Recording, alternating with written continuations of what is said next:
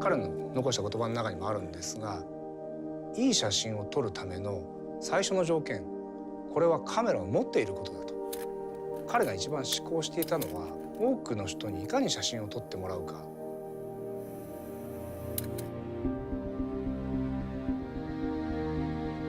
1960年代に前谷さんというオリンパスの技術者がいましてね。カメラが当時はまだ高級品なので、前谷さんをはじめとする開発の方々が多くの人に使ってもらうにはどうしたらいいかって考えた中で、カメラ自体をもっと安く作りたい。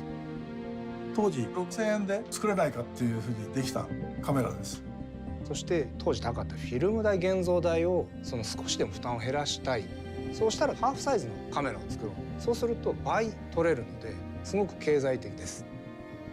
で 35mm カメラの24枚だと48枚撮れます。それが非常に画期的だということで、使われた。ペンが出た時にオリンパスを持って家族写真を撮ったりなんかする人が非常にいましたですね。主にプロを中心として使う機材が変わってきていた。なるべくいいものを作ろうと各社していて、どうしても大きくなってしまっている。その中で前谷はやっぱりプロが本当に求めるものってそういうことなのかっていうことに疑問を感じて、その中で生まれたのが OM1 だと考えています。結局彼がこれ集大成なんですね。やっぱりかなり命が吹き込まれたカメラではないかなっていうふうに僕は思います。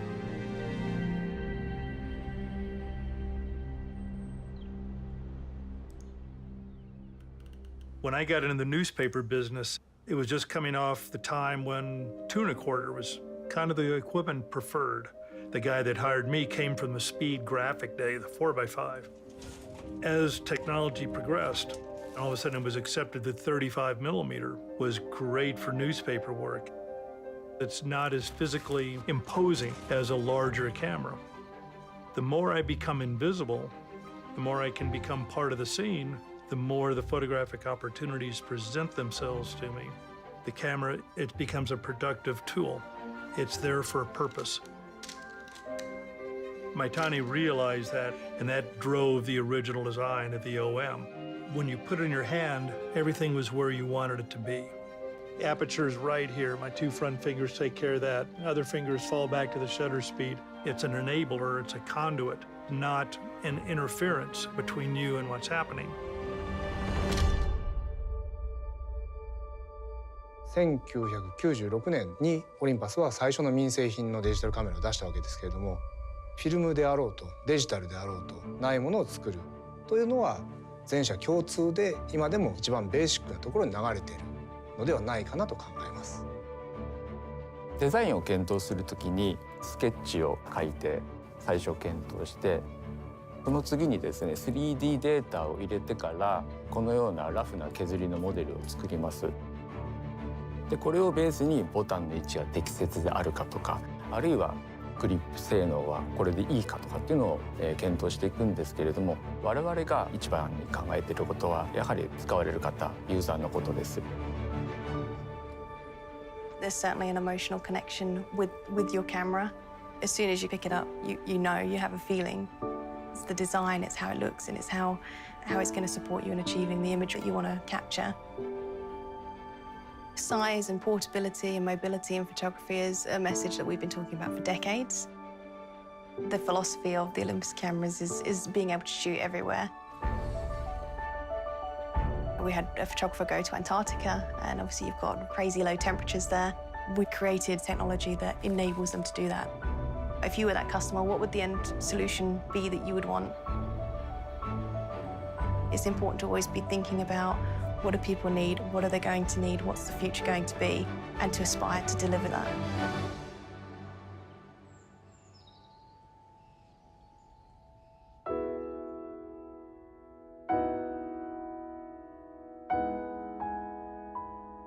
災害に遭われた方が取り戻したいものの最も大事なものの一つがやっぱ写真なんですね。それって単なる現像された紙ではなくて、その当時の家族の思い出がやはりそこに残っているってみんなが思うので、思い出を取り戻したいという気持ちがあると思うんです。つまり写真にはそれだけの力があると思っています。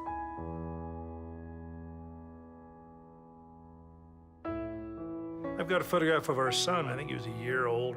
It's got the catch light in his eyes. Wonderful moment in getting ready to tap the glass. It's not a great photograph, but it's a great moment. Wow, look at that. I remember that. Oh, look at this. You know, raising your kids, the pains and the struggle and the exhaustion and the joys and all these things that occur. What a wonderful confirmation it is of you as a human. This is who we are and who we were. 今でもそのものを作るにあたってはお客様の声というのをすごく大事にしています。マイタリが残した言葉の一つに、我々はカメラを開発提供しているんではなくて、カメラを通じて人々が幸せになることを提供しているんだっていう言葉があります。ないから作る、その精神というのを日々実現しようと、これこそが社会に対するオリンパスの役割だと思っています。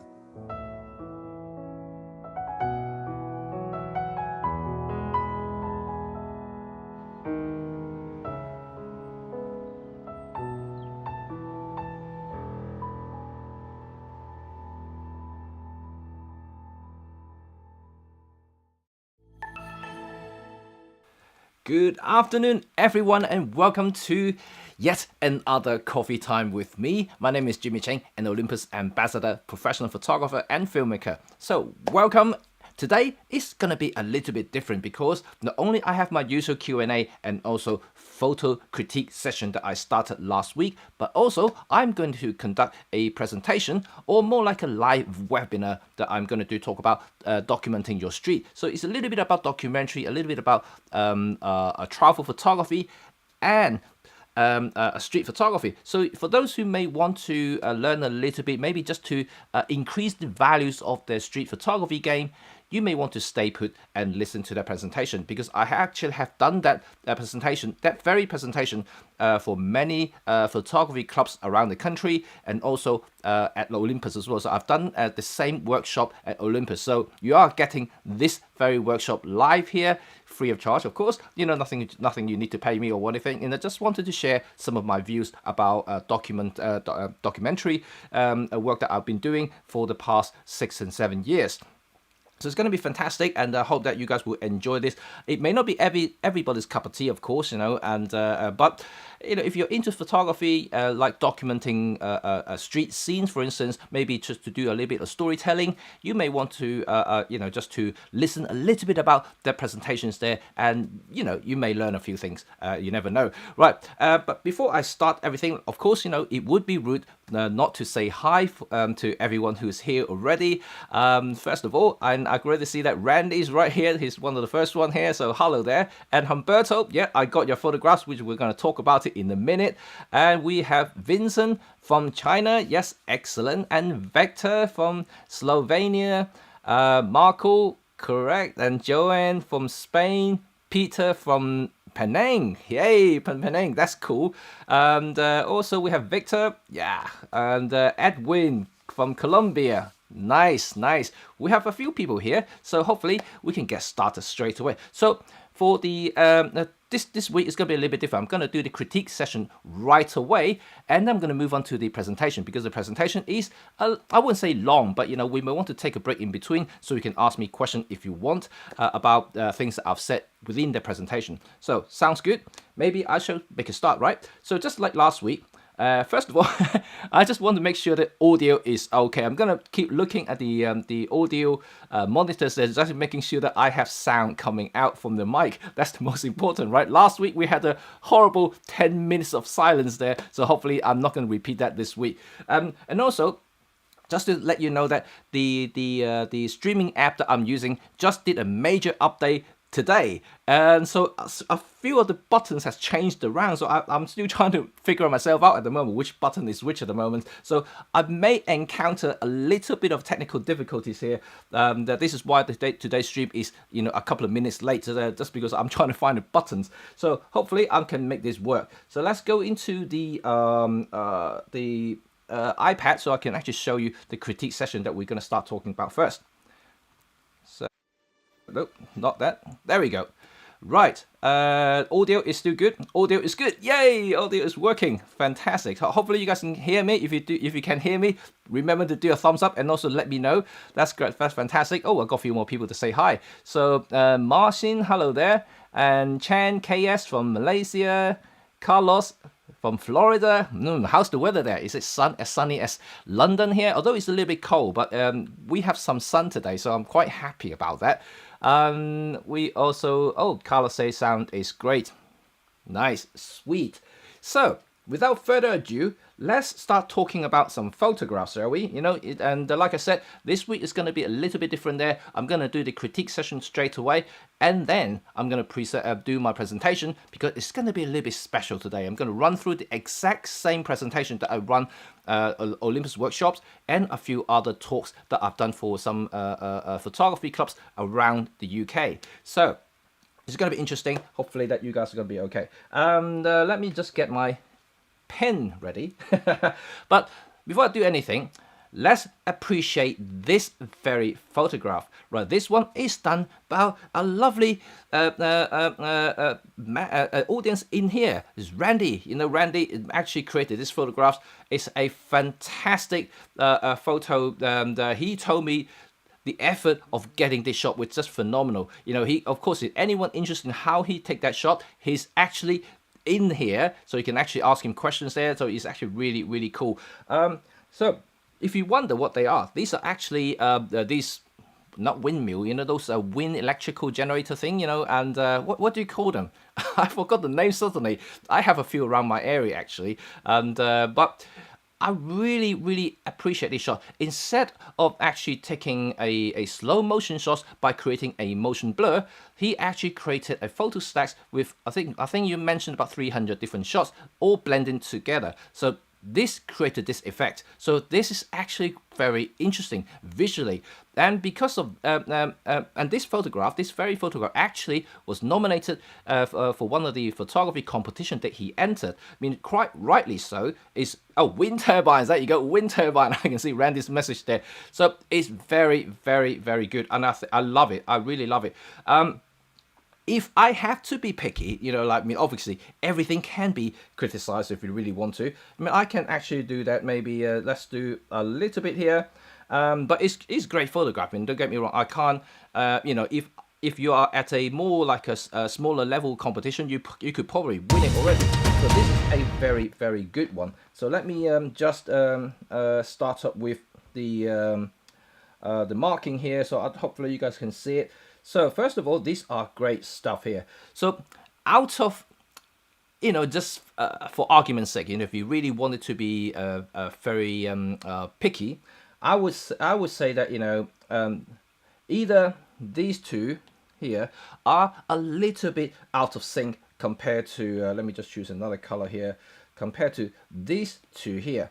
And obviously, you have these middle sections here, which is the main central point here, and it's not quite balanced, like nothing, if you're in a location where you can't really change the angle, where you can't change anything, then obviously there is limited things you can do. But if you're just looking at it pure from the aesthetic point of view, I would perhaps like to see a little bit more of a balance here, and perhaps let me just using red here, perhaps these two here will be just about the same size as these two here, and that will make the whole thing balance out quite nicely. And hopefully, if the framing is doable, you can perhaps move it this way a little bit and move this central section here more to the center of the frame.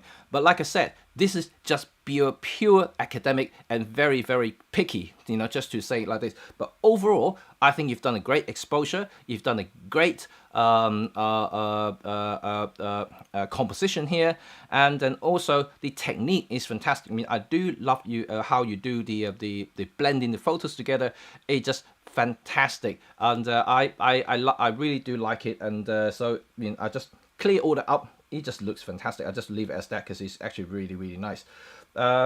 So fantastic. So thank you, Randy, for actually sending me these photographs to have a look, and also to thank you for sharing it for everybody to see as well. Because genuinely love these photographs here. Even I can see it printing up and hanging on my wall actually.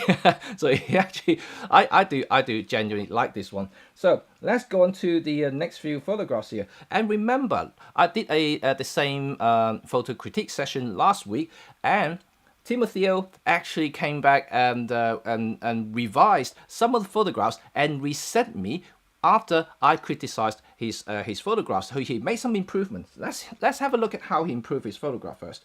So remember, we talked about these last week, and let me just get one of those shots up. And was it? No, not this one. And I'm just trying to find the one. This one. Remember this shot that we talked about last week? And I was basically saying, let me just go up back to here, and let's do some markup.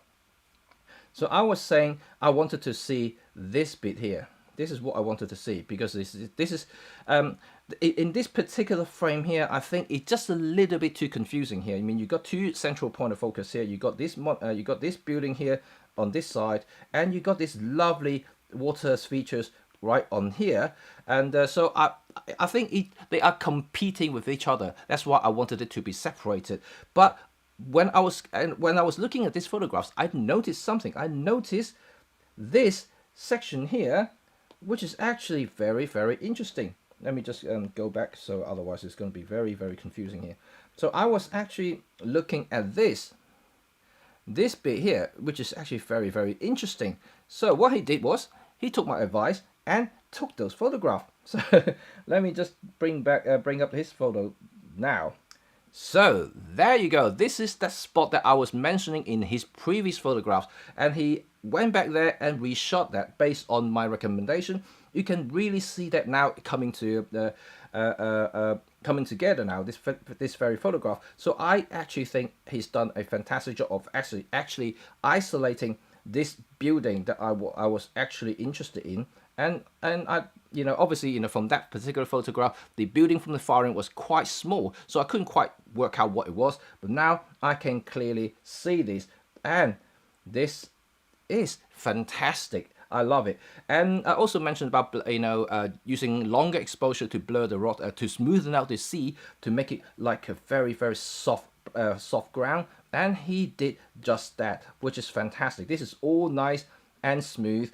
And of course, he actually enhances the detail for the foreground, so bringing a little bit of the foreground interest as well. So now you get this really interesting leading interest from the foreground, from these rocks here, all the way to the far end, where you can see this building. So I think this is actually very, very interesting, and well done, Timotheo, for doing just what I was looking at. Again, of course, everything has a little bit to talk about. So in this particular photo, let me just revert this and then redo it again.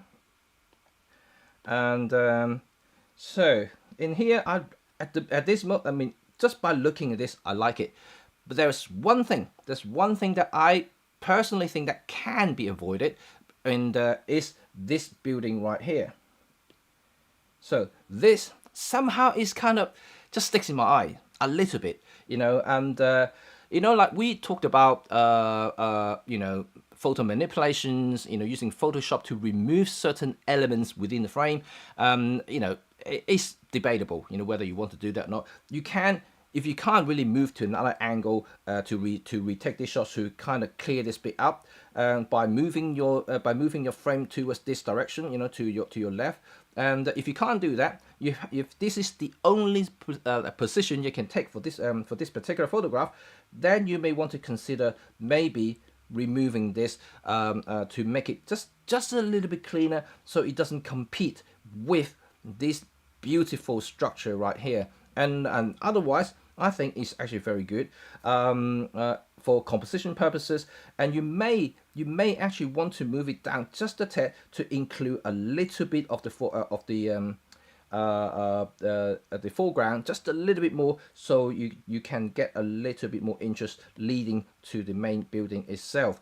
But other than that, I do like it. Although I can see that this little bit here, let me change the color here, and I can see that this section here is a little bit clipping to the highlight, so you may want to bring that down locally, and perhaps the tone on around the rock face, you know, and also the building face is a little bit on the magenta side. You may want to tone it down a little bit as well. And oh, just 1 second, just 1 second. I have an emergency I need to attend to, so I'll be back in just a sec.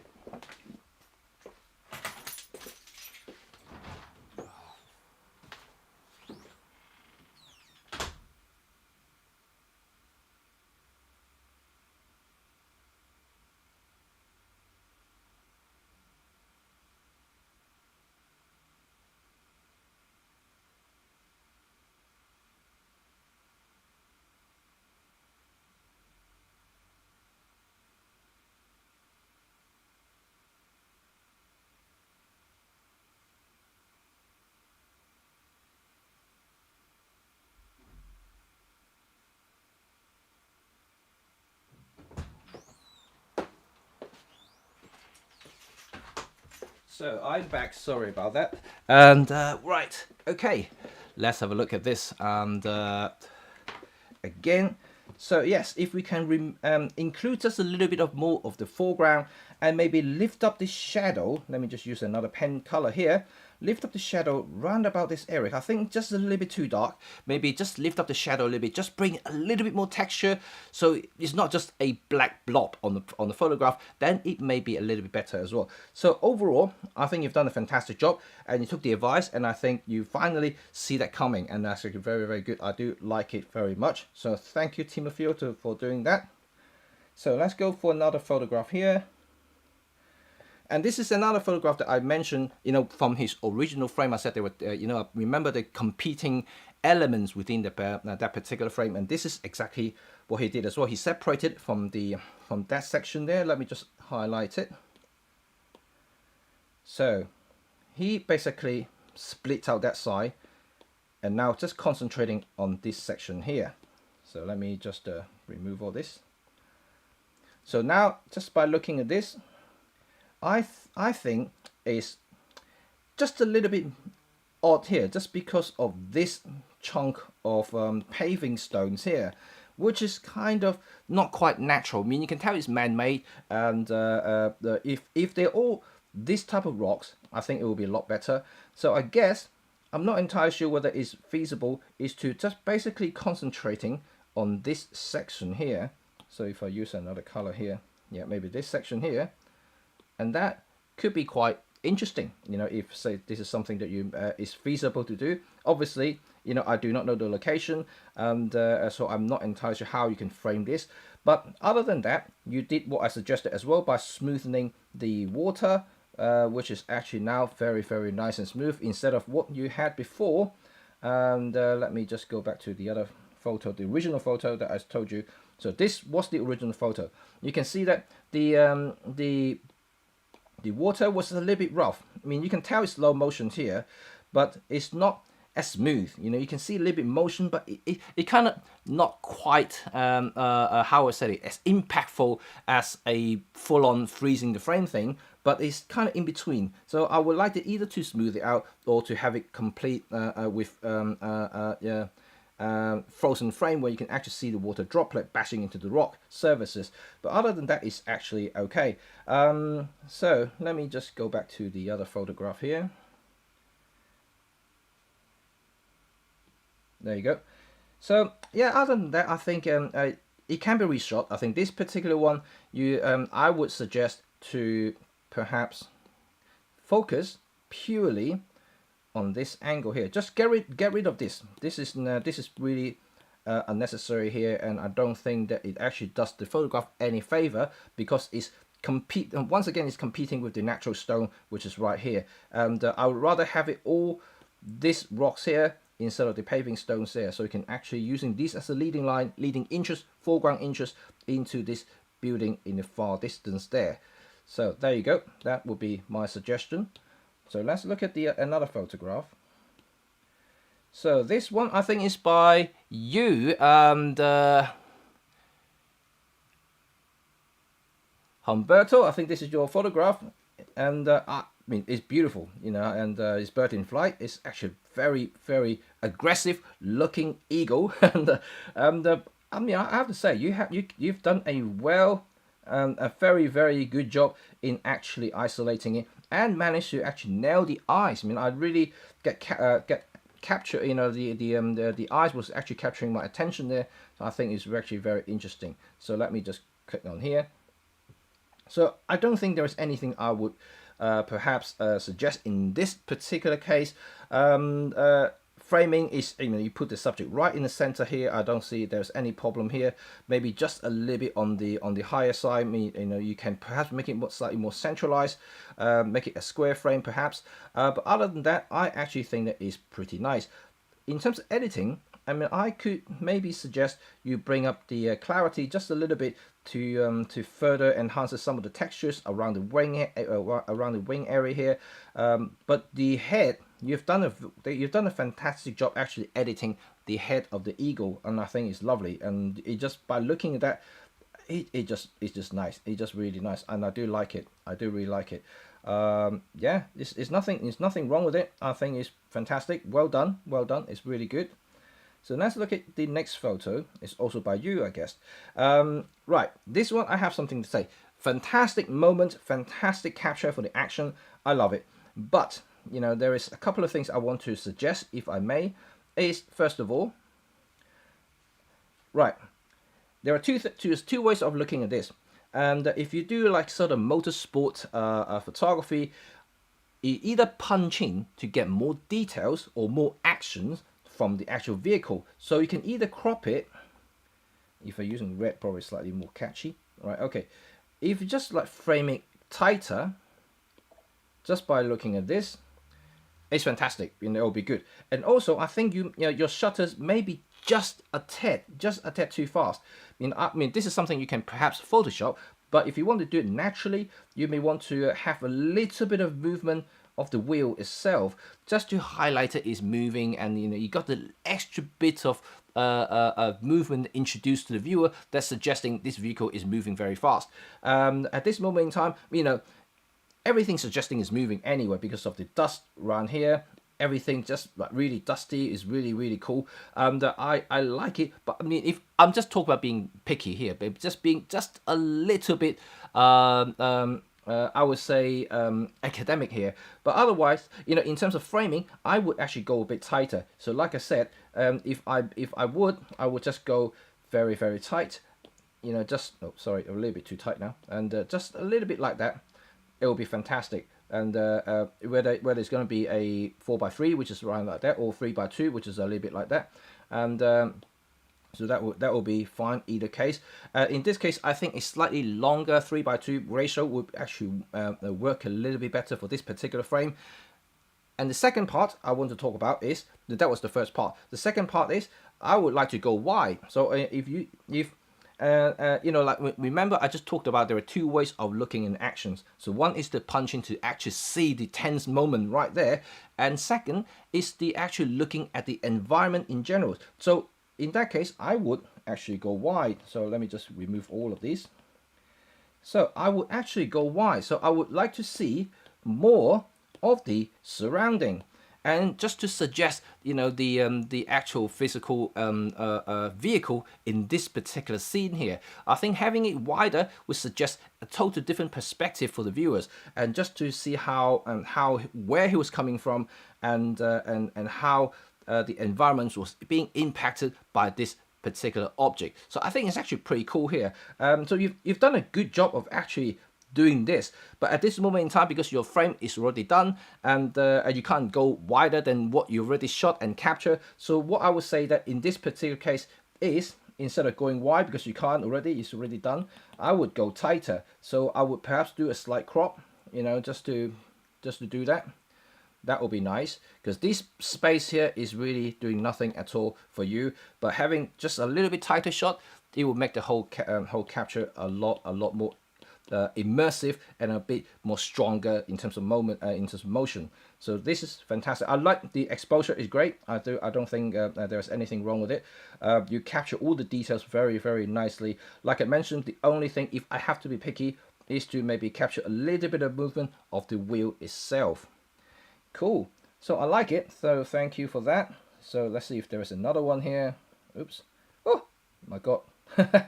And so that one, we've seen that one, that one, that one, that one. Oh, this is the other one that that Timotheo was doing. So this is the other shot that I think he took 3 shots, basically looking at the same building that we talked about last time. So let's look at this one here as the final image, so I don't have any more. So first thing I notice is this, the horizontal line isn't quite straight, and I can notice straight away there is a little bit of adjustment you can do to make sure that it just, you know, this is something that annoys me all the time, is the horizontal line here is definitely not level, because you can actually tell by the building. So you can see the building is actually slightly tilted, and that is why that you can see it's not level. But other than that, there are some other things I would like to talk about. Is you've got a vast space. So let me just remove these lines here. You've got a vast space of water here, really a massive space here.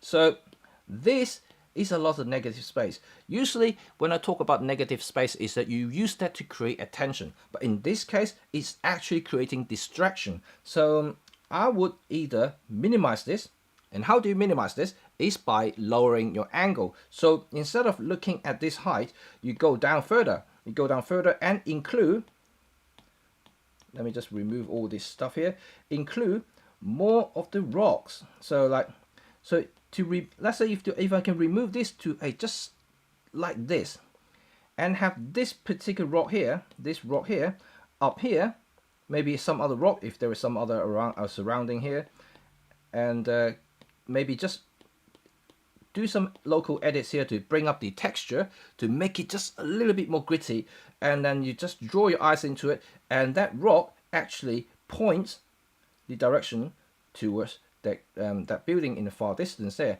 That may work. And so at the moment, like I said, it's very simple. You just got too much water there, and I think it's absolutely creating a distraction.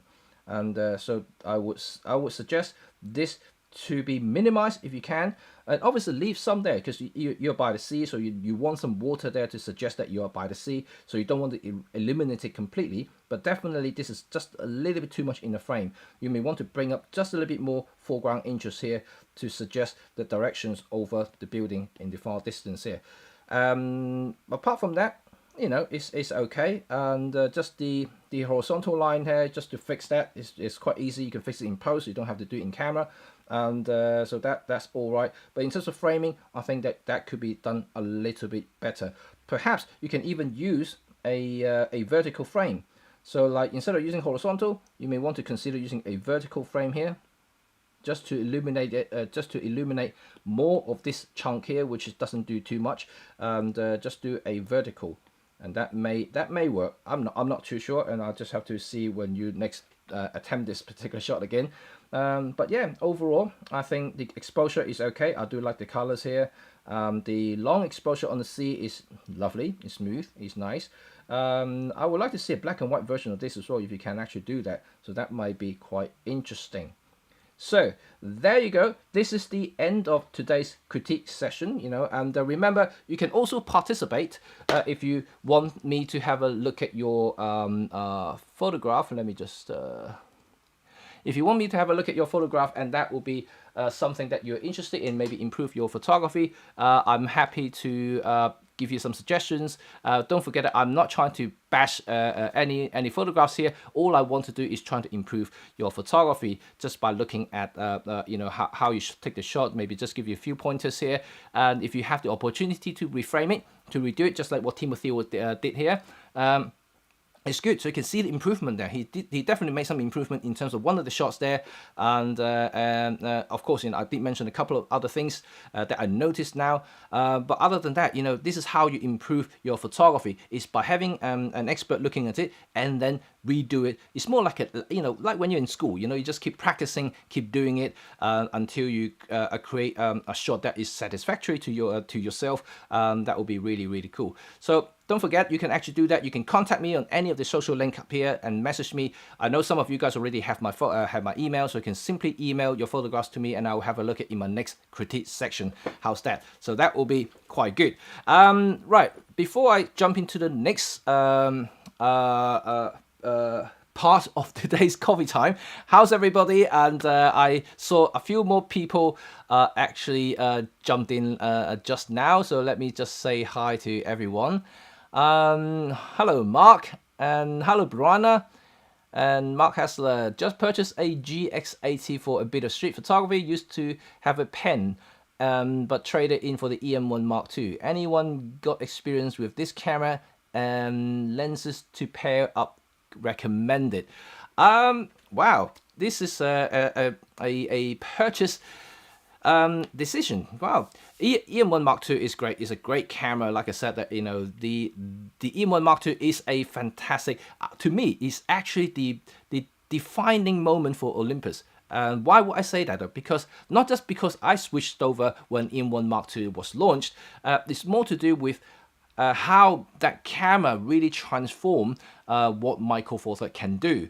Olympus already has some really fantastic features. EM5 was really popular, it's really cool. All the EM10s were really excellent. The EM1, the original EM1 was good, but just not quite there for professional use. And I have to say that, just because I was looking at Olympus at the time, even though I was already a Canon guy, but it was really the EM1 Mark II that kind of swayed me over and brought me into the Olympus cam. I'm not trying to sell anything, but it was the performance side of it that really impressed me as a professional. And I could see that myself using the EM1 Mark II to do all my professional jobs, full stop. I have a very specific set of requirements as a pro, because I need to use my camera to make money. I cannot make money if it doesn't meet certain standards. So the EM1 Mark II did everything, if not more, than what I was asking. Even today, and I would still say that the EM1 Mark II is still very, very capable. I'm still able to use the EM1 Mark II to actually do any of my professional jobs.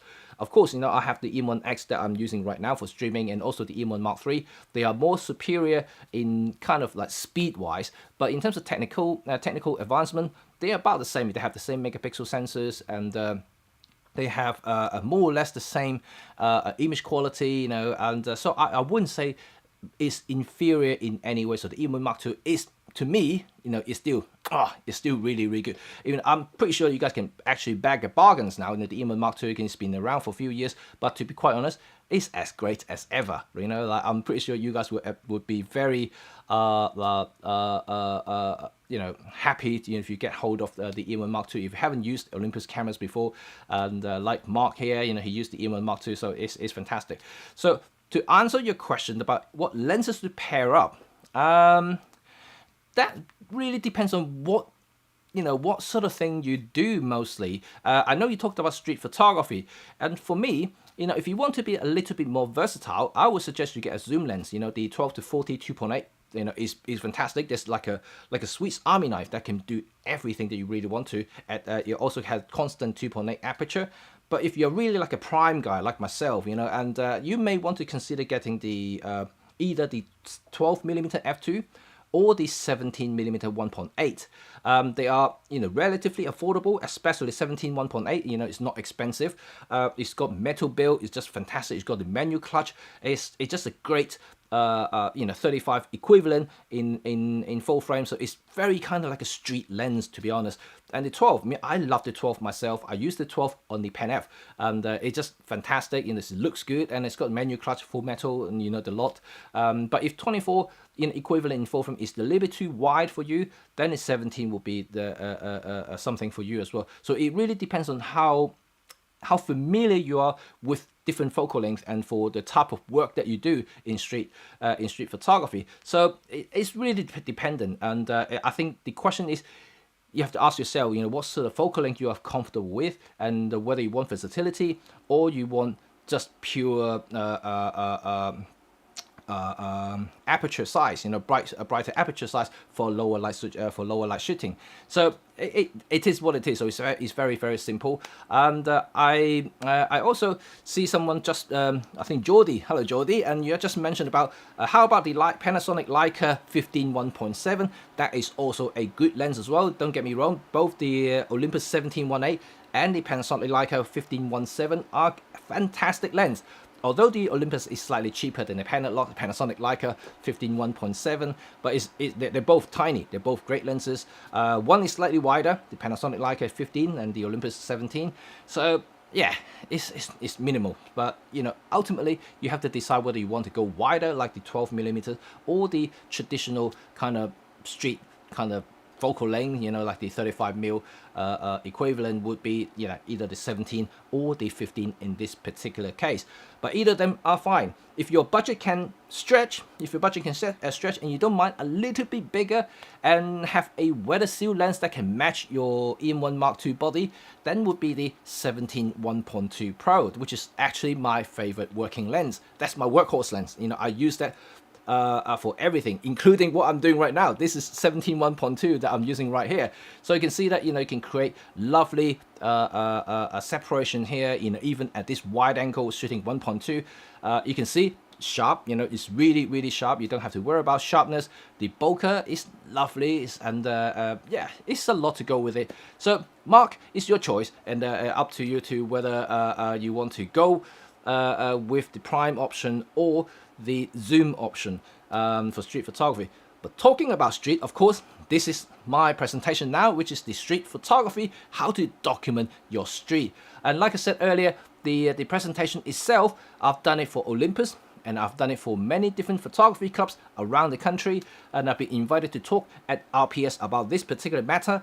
And so this is a kind of slideshows that I've been using for a few times. So I'm as well thinking, yeah, I got it lying around doing nothing, and I might as well share with you or to see whether you can pick up a few pointers, and maybe that you find it interesting and educational at the same time. And of course, you're very welcome to ask me any questions relating to everything I'm going to say, and what sort of equipment I use, and what my thought process are, because I'm going to talk you through every single thing about it. And all the photos you see there are taken by me, so you can enjoy some of the photographs as well if you wish. So, shall we get started? Let me, there's a few more people. Let's say hi. Jeff, hello. Stephen Long, hello. And John Fellow, Manchester. How's Manchester's weather now? Hope that is actually okay. And, great. And Alex, hello. Alex Lee Meng T. Evening. How are you and your family doing? Yeah, they're all good. They're all very good. To be honest, they're actually having an Easter break this week. The kids are back at home. It's a little bit of a nightmare for my workers. I need to be quiet. I need to be kind of isolated to think, especially when I'm doing a lot of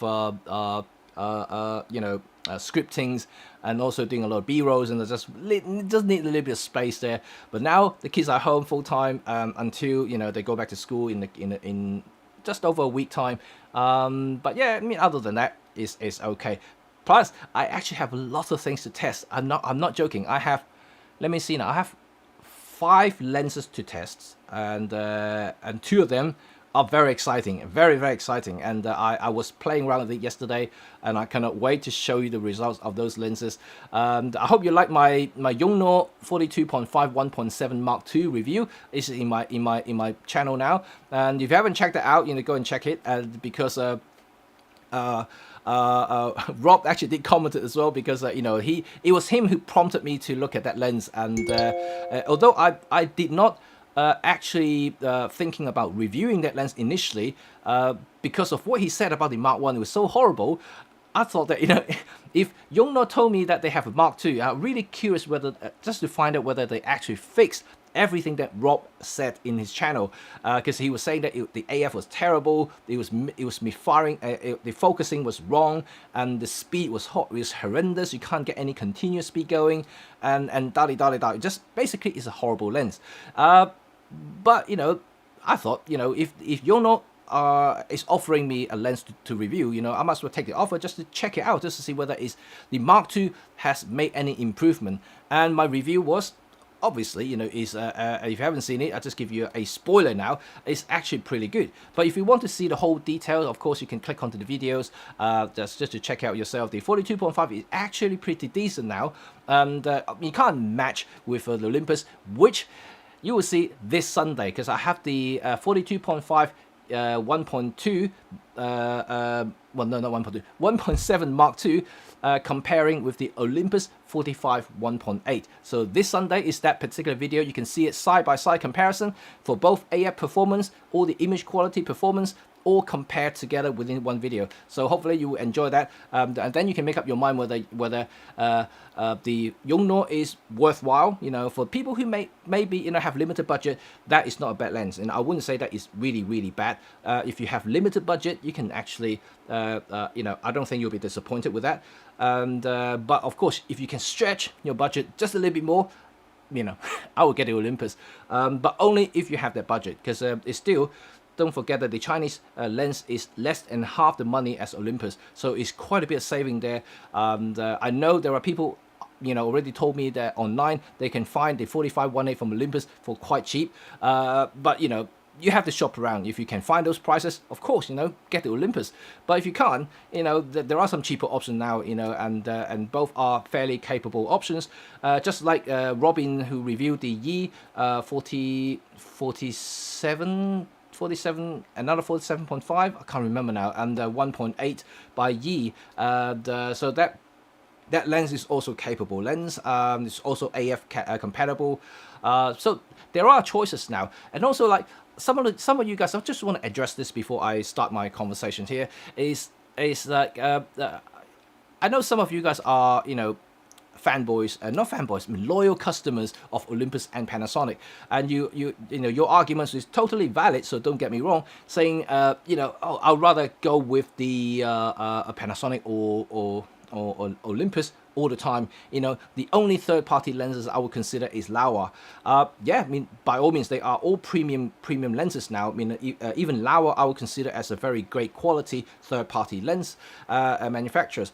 But the good thing is, you know, to me, is having all these third-party manufacturers joining the Micro Four Thirds Alliance is a good news for the overall community, because you can see that for everyone who's saying that Micro Four Thirds is dead, you know, it's actually very healthy. It's growing in every year, and you can see that now we've got more manufacturers now joining the alliance, making lenses, making cameras, camera equipment for Micro Four Thirds platform. So this is fantastic news. In my eyes, it's actually the best news ever. Even though that, you know, Olympus and Panasonic are currently restructuring, doing a lot of different things, but it doesn't stop the Chinese continuing to innovate and giving you newer lenses. Laowa, you know, is very aggressive. Last year they introduced a few lenses. They got a couple more coming, and which is going to be very interesting. And also now we got you know, other companies like Yongnuo that I told you about, Yongnuo, and we got Yi, and we got Per Gear, you know, and we got TT Artisans, 7 Artisans. All these people are making Micro Four Thirds lenses. And Zhongyi, yeah, right about Zhongyi. Zhongyi is making ultra fast Speedmaster lenses for Micro Four Thirds. They are all fantastic companies which are improving every month. Just like Yongnuo, you know, last year they did the Mark 1, which is horrible. That, like I said, Rob hated it. But the Mark II version that I review was actually okay. So they are improving. They do listen to people, so which is what I like about them. They are very ambitious. They do correct their stuff. Whether you like them or not, that's another thing. But in my eyes, the more people joining the Micro Four Thirds Alliance, the better, because we now have a full support of different manufacturers there, giving you different options, different price points. So don't worry about like, affordabilities now, because it's now even more affordable than ever before. Another thing is, I think, for especially this is my thinking at the moment, and the why a lot of the Chinese company are now joining Micro Four Thirds Alliance instead of going around and starting to do other full frame stuff, is because probably slightly cheaper to join the Micro Four Thirds Alliance than to perhaps license from Canon, from Nikon, from Sony, and also joining the L mount alliance from Sigma, Leica, and Panasonic. They probably command quite a hefty fee to join them, and so to make AF lenses for them, it could be a significant investment. And a lot of these smaller companies, they may not have that fund available, and by joining the Micro Four Thirds Alliance would give them a head start and also give them a lot of experience designing optics and also autofocus electronics for to work with modern digital mirrorless cameras. So I think this is a good thing, and because of that, I would actually, it wouldn't surprise me if they are going to bring out even more AF lenses very soon, and even Micro Four Thirds cameras again, because remember they had some Micro Four Thirds cameras before from China, but it was not very good. But that we're talking about like 4 or 5 years ago now, so they kind of stopped that after the first try. But time has gone, and also advancement has made. You can see that their technology has definitely improved, the quality has improved. So I'm pretty certain they're probably doing something right now, but we just don't know when they're going to do that. If I have a chance to maybe somehow see some other Micro Four Thirds cameras in the future, I wouldn't mind reviewing them just to check out whether these newer companies making Micro Four Thirds cameras are any good. Because like I said, the more the merrier, the more the better for this platform, right? We all support each other. It's all the alliance things, right? It's all we all appreciating this smaller format, and yeah, so I'm actually happy. I'm very optimistic about Micro Four Thirds, and not just because I'm an ambassador. Look, I'm an Olympus ambassador, and I'm talking about other brands. So it's nice, and it's good to people to see that finally there is some there are more enthusiastic companies are joining Micro Four Thirds. Yeah, I just couldn't be more excited about this. But anyway, shall we get started with my presentation? I think I should, because I've been talking quite a lot. Let me start it with I think I lost the button numbers there now. Let me see. Is it this? Yes. Okay. Right, guys. And hope you guys enjoyed a little bit of talk. Of course, you can continue to pop questions if you have any, and I'll come back to it a little bit later after the presentation. But I hope you guys will enjoy this particular slideshows here. And like I said, all the photographs that you see here is taken by myself. Some were taken with during my Canon days, but most were captured with Olympus cameras. So just to give you a quick intro. So today's topic is about documenting your streets or our street, doesn't matter, depending on which angle you're looking at. And let's start it off. So street photography can be seen as a way of recording our history. There are different genres in street photography. Of course, there are something like a day-to-day scene, and also there will be some humorous street photography. There are some artistic street photography, but to me, street photography, at least in my eyes, is a way of actually recording a piece of history, but for that particular time and place. And a lot of these places you may actually recognize, and all of the a lot of these scenes are actually taken in London, and this one actually shot with film cameras a few years back now. I still use film, by the way. I love films. So all of these photographs here, you can see a way of actually conveying my messages to the viewers. For instance, from the left frame here, the woman is more about period. When I say period, it's actually talk about the time. One thing about street photography is if you're taking photograph of women's dresses, is actually a time stamp. The reason why I can say that is, a lot of the European countries, for instance, buildings don't change. They don't change for, I don't know, for decades, if not centuries. If you look at some of the historic and reserved places, you will see those buildings never really change for the last 200 years. So the only thing that changed is the way people dress. So in this particular case, on the left frame here, the woman's dress is a indication of that particular time. And this particular shot was done in the 2000s, so you can actually quite easily tell from the way she dressed. And obviously, people in the 70s may not dress like that, in the 80s may not dress like that. So this is how you can actually tell a photograph. And on the right hand side is a little bit of an artistic take of an underside of the Millennium Bridge. I love this photograph, and this one was actually nominated for Street Photography Award a few years back again. And this shot was taken with my iPhone. So like I said, photography is not about gear. You know, you can use anything to capture your photographs, right? So this photograph was taken with my iPhone. I didn't use any cameras at the time, and because it was a spontaneous moment, and I just so happened to have my phone. I was actually dialing a phone call, and I just saw that man walking past, and I just pointed my camera up and just snapped a shot. So there we go. So, and history happens anywhere and at any time. So, history is defined by time and events, and they are frozen and stored by the time I press the shutter button. I think everybody agrees, right? You know, you click that shutter button, you are freezing time, and this is a way to record. Like many things, like Martin Parr once said, you know, like everything that I've taken today may not be any values to anyone. However, in 20 years, 30 years later, everything that I've taken today will mean something to a lot of people because they can see how things worked at that time. And this is exactly what it is. There is no right or wrong in photography at the end of the day, but what I'm always asking all my students to do is to be consistent about the stuff that they take. So you can be random, but you always have to follow a certain directions. You know, like I said, you know, if you want to document a certain lifestyle or certain group of individuals, you should really just focus on that rather than just going all over the place and doing everything, because your work will be quite diluted and there's no direction on where you're heading as a photographer.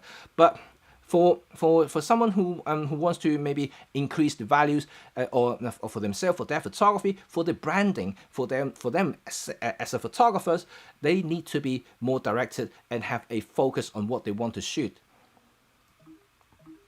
And oops. And there's a general aesthetic that I always pursue when it comes to recording time, and that is so true. And you can probably quite tell that I have a specific aesthetic every time I process a photograph. And usually black and white, because I love black and white, but I will show you some color photos later as well. Oh, hang on, my button's not working. Hello, Jason, and I just saw you. Oh, hello, Marsha from Florida. I heard someone say that Florida is very hot today. Okay, a little bit on the evolution of street photography. When 35mm photography popularized by Leica and Street Master Henri Gaultier-Bresson (HCB), street photography was consolidated as a genre and art form. And since the 70s, when portable cameras became more affordable, an entire genre had evolved dramatically. And this is also very true even in today's world, because things keep on evolving, right? Remember in the 70s, there were people still using a lot of the TLRs, you know, larger SLRs and things like that. But you know, things like Leica, rangefinder cameras, trip cameras, these are getting smaller and smaller. And don't forget, Olympus have their OM cameras starting out as well. So all of these stuff are smaller thing, and the smaller it is, the better it is, and more discreet it is for street photography. And things keep evolving. And digital photography also changes the way one takes photos on the street with unparalleled flexibility, right? And I have to say that digital had really changed everything that we do these days. I really remember when I first started street photography using film cameras. Like, we have my Leica M6. You know, I used to take about maybe 2 to 3 rolls of film with me on a daily basis. I don't usually exhaust all 3 rolls because I'm very selective what I usually take. But digital really changed that, because it increases the opportunity that you have, and you're not so worried about missing the shot, and you can just click a few more shots, for instance. I'm not suggesting machine gunning everything. You know, don't do that, because otherwise you end up like hundreds and hundreds of photos every single day for the process. You still want to be selective. Don't overshoot everything, and otherwise you're gonna basically putting a lot of burden to yourself, and this is not very good from a professional point of view. But other than that, I think it's actually digital definitely make it very much more convenience to the way that we shoot. You know, when I was using film, like I said, I rarely exhaust all 3 rolls of film, which is actually not a lot, considering a roll of film is 36 exposure, so like 3 rolls, only like what, less than 120 shots. So it's not a lot of frames there. You know, these days, you know, quite easily if you've got a digital camera, you can go and take about 3, 4, 500 shots a day if you find something interesting, which is significantly more than I used to do with film. And to be quite frank, if I am very picky, you know, if I'm very, very focused, I usually take maximum of maybe 30 to 40 frames, you know, which is maybe 1 and 1.5 rolls of films, which is not really a lot by today's standard, to be quite honest. Who would take 30 shots a day, you know, and these days people are taking 300 and quite easily. So digital is different, you know, it's very, very, it definitely changes the way how people behave, especially digital photographers. Oops. So this is, oh no, let's go back. So this particular shot was me in Hong Kong, and again this was film camera. So this wasn't a digital. I was shooting with my Leica M6. I think I was actually in one of the passenger vans in Hong Kong, and these guys are speed monsters in Hong Kong. They literally zip through the street, but they're fun. But they're mostly used by local people and not tourists. They you know, they are the normal transport I used to use to go to school and go shopping and things like with my friends when I was a teenager. So every time I go back, I tend to just use them because they are just quick and they're reliable. They're actually okay. But I thought, you know, as part of the history, because and like I said about like what Martin Parr said, what I take may seem normal to a lot of people, but for a lot of other people who may not experience or may not have seen this particular thing, they might find some values in these particular shots. So I just took some shots there just to just as a record for what I experienced. And this is something that many people do as well, you know, when they are traveling and things like when they go to using different transport system, and they do that kind of shot, which is totally fine. Yeah, in this particular case, I just find it quite hilarious that because I told you about the speed, not many people may notice, but a lot of people will actually find it quite interesting. Is for instance, you see on the top left corner here, there's a little box signifying 25. So you may wonder what that 25 is. That is the speed he was traveling. And unfortunately, I couldn't actually take a shot when he was traveling very fast, because this guy basically over the speed limit all the time. And you can see there's some cars in front of him, so we were actually kind of stuck in traffic, but he was going like 50, 60 in a 30 zones. This is not very good news, but I'm telling you, these van drivers, they are very, very professionals, but they do break the laws quite often, which is kind of normal. No one really stopped them ever. They just do what they do, because, you know, a lot of these drivers, they hire or they rent the vans for business. So like the more runs they can do, the more money they can earn. As simple as that. So the quicker they can get finish one shift, they can go back and do another run. So this is why they keep speeding, just because they want to do more jobs. Just like most taxi drivers as well, you know, and they do similar things. The quicker they can finish one job and keep on doing, it's a quantity thing, right? So yeah, this is what it is. And another details that I shot here is obviously, you know, I want to capture him. So like you can see actually him in the center, in the reversing mirror there, you can see him very focused looking at the front of the vehicle. And some details here is where this van is from and going as well. So all in all, it's a very cool photographs to document, in my eyes, about Hong Kong's culture. Especially these vans is really like a local thing, and not many tourists actually know about them or actually experience them. So I just wanted to basically capture these and show even my kids, because my kids haven't been on any of these since they were born. So like at some point, if they view this, they might ask, what are these things? And I will be able to tell them a story. So this is why I think photography is fun. Right, let's look at the next shot here. So, decisive moment. So HCB said, when form and content, vision and composition merge into a transcendent whole. What does that mean? Well, basically everything just somehow happened together in gel. But how do you decide when it's the right time to click that shutter? To be quite frank, it's very, very difficult to explain.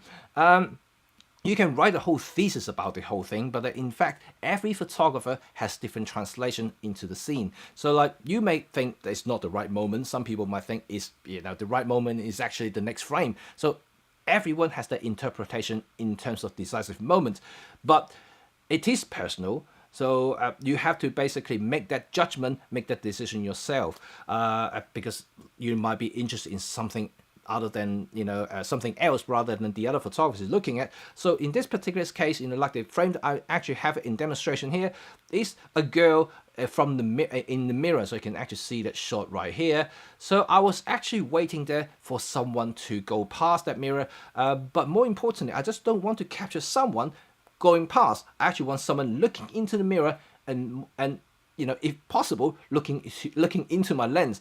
And that happens after maybe about 15 different persons walking past, and finally I got one woman walk past and look at my camera. So I captured that shot. So that will be my decisive moment. But you may think otherwise. No, nothing is right or wrong right here.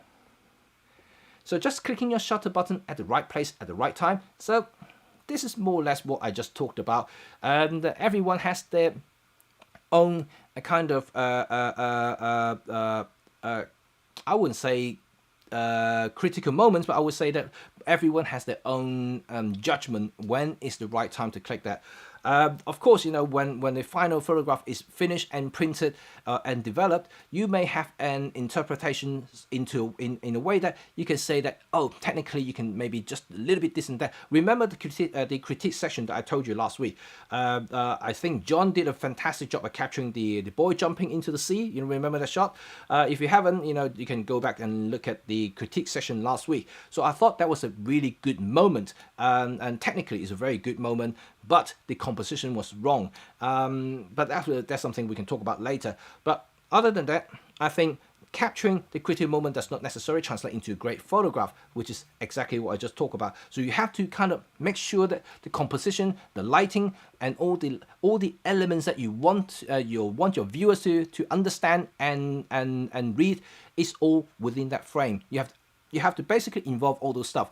Without them, your viewers will lose direction, even though you may capture the right moment. So that is why I said does not necessarily translate into a great photograph. So how do you make it a better photograph? Well, combined with wicked compositions and clever play with light. As simple as that. Composition, remember, is very, very important in street photography. Even though it's documentary, you still want your photographs to stand out, to look better, to look more interesting visually. And so you really need to have to work on the composition side of it, even though these are natural, kind of like a random thing on the street. But this will come with experience. The more you shoot, the more you understand light, the more critiques you're gonna get from experienced photographer will definitely help you in terms of composition.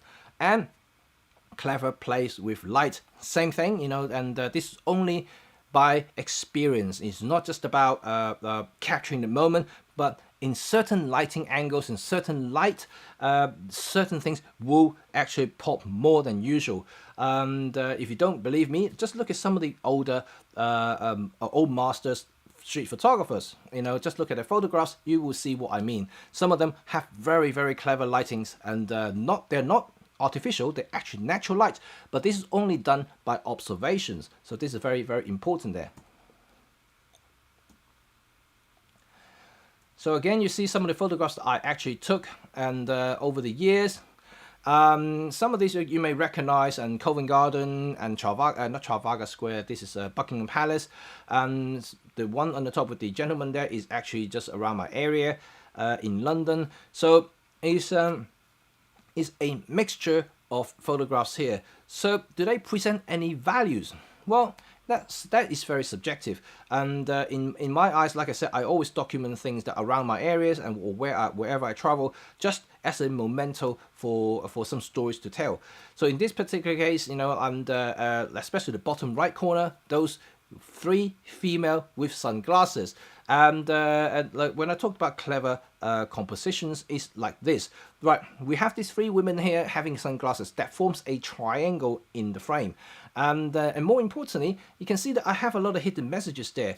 And the woman right in the center of the frame, right I place her right in the frame in front of the lion body. So you can see the lion body is there just behind in the background there. So like it's more like she is the lioness, you know, just have that hair going there, and but she's, you know, having this kind of very muscular a look to her face, and also by shooting like basically down upward, you know, in a low angle, and you will give your subject, you know, you probably heard about it, a more authoritative a look into her face and also composition. So this is something that is very to me is actually quite interesting. And so things like this is always kind of makes me interested in taking photographs on the street, not just by simple taking the moment shot, but also trying to add a little bit more at the same time. And this is all done again, it's all by observation. You stand and study the environment, the surrounding for a little bit before you actually taking the shot or even considering taking any photographs. So let me continue. Right, seeking the icons. And okay, just to answer a couple of questions here, I can see Ro, how fast do you even have to think to hide so much details in a street photograph? How fast do you, let me just bring it up. How fast do you have to think? I think quite fast, actually, usually. If I, let's say, I mean, it's kind of like a photographer intuition. You know, if you go to a place, for instance, you immediately can kind of see something is happening or see something that interests you. You would just stand there, and basically I would just stand there and kind of study it for, I don't know, maybe a minute, maybe less than a minute. You get a little bit idea, and then you kind of straight away you see the flow of people walking past, and you can see a lot of the light, especially light, you know, in like this particular photograph here, you can see the very strong low angle light is I think it was autumn time actually in London near Trafalgar Square, and not Trafalgar Square, near Piccadilly. This is near Piccadilly. So when I first got there, I see the light stream, you know, coming through in between buildings. So instantly I thought that's an opportunity there. The lighting was correct, the lighting is there, and all I need is to wait for something to happen. And I observe, and basically I just stood there. First of all, it's the scene. The scene captured my attention, so I have a minute or two just to determine whether this is suitable or not. Then I would just stand there for a little bit longer just to analyze how people walk past me, you know, like or in front of me, just to see whether they will land in certain spots. But at the same time, I already have my camera ready. You know, it's usually just on my eye level already, ready to shoot. Because you never know whether you do encounter something. Like I said, street photography is random. You know, street is random. You don't know when things gonna happen, so you have to be ready all the time. So I have my cameras basically pointing at where I want to photograph, and I just continue analyzing things in my mind, and just to make sure that, you know, if something does happen, do I want it to be here or to be there? You know, it's all analytical in my brain. You know, it can all work at the same time. And then I would just wait. You know, just wait until something does happen. But I don't always stay in the same position. If, let's say, after 5, maybe even 10 minutes, if I don't see anything, and I would probably go. I know some would stay longer. You know, it's not uncommon for street photographer to actually stay in a spot for hours at a time, just to try to wait for that moment. And but for me, it really depends, especially in this particular type of shoot with sun, because sun angle changes all the time, so you can't really stay there for too long, because otherwise the angles change completely and the whole feel would be different. Now that's why I don't usually stay for longer than, let's say, 15 minutes. If anything over that, you know, I basically would give up, because the light's not there anymore and the angle changed. So I would not continue. I would just basically go and look for another spot to do. So this is what I would do. So not I would think it's fast enough, I would say. Let's go to the next shot here.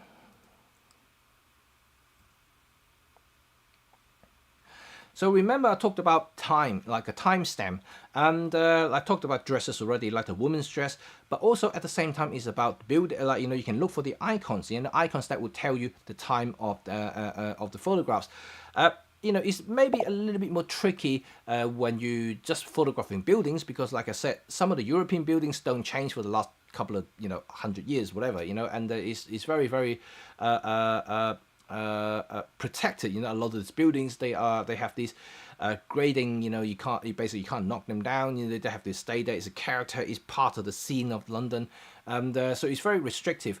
But then how do you do contrast that? Then you look for people and look for other vehicles, for instance, like London buses, for instance. That's a good example. London buses changes over the years, and even though buildings may not, but when you see the bus, you would definitely know what kind of time, roughly what sort of time it is taken. And yeah, like I said, also dresses is also the same thing. Like in this particular case here, you got the gentleman here in tuxedos, and so that is a good sign of telling the time.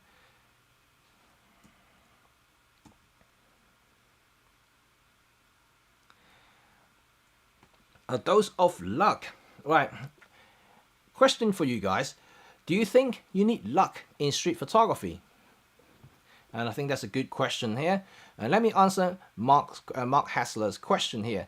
So, do you shoot black and white in camera or edit afterwards? Good question.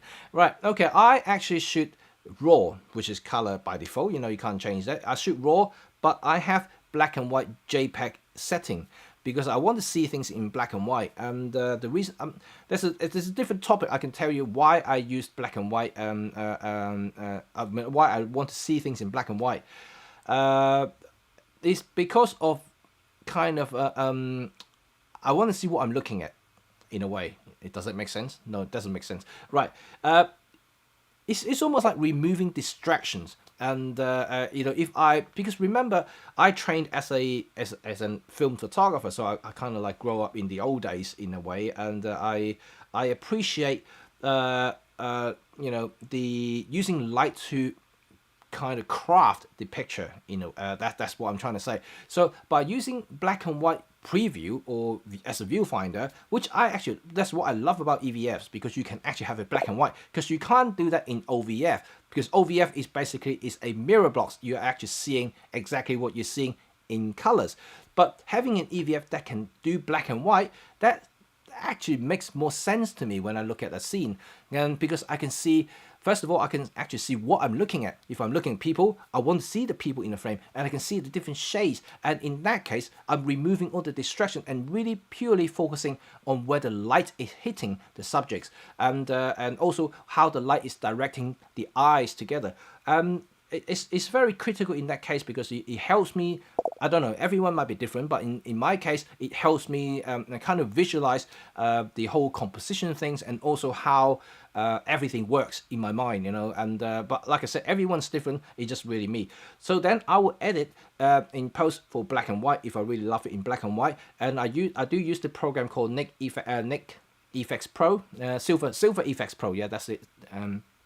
It's a really fantastic black and white conversion software, and it really kind of bring me back to the good old days of film printing. They like Dodge and Burns and all this stuff.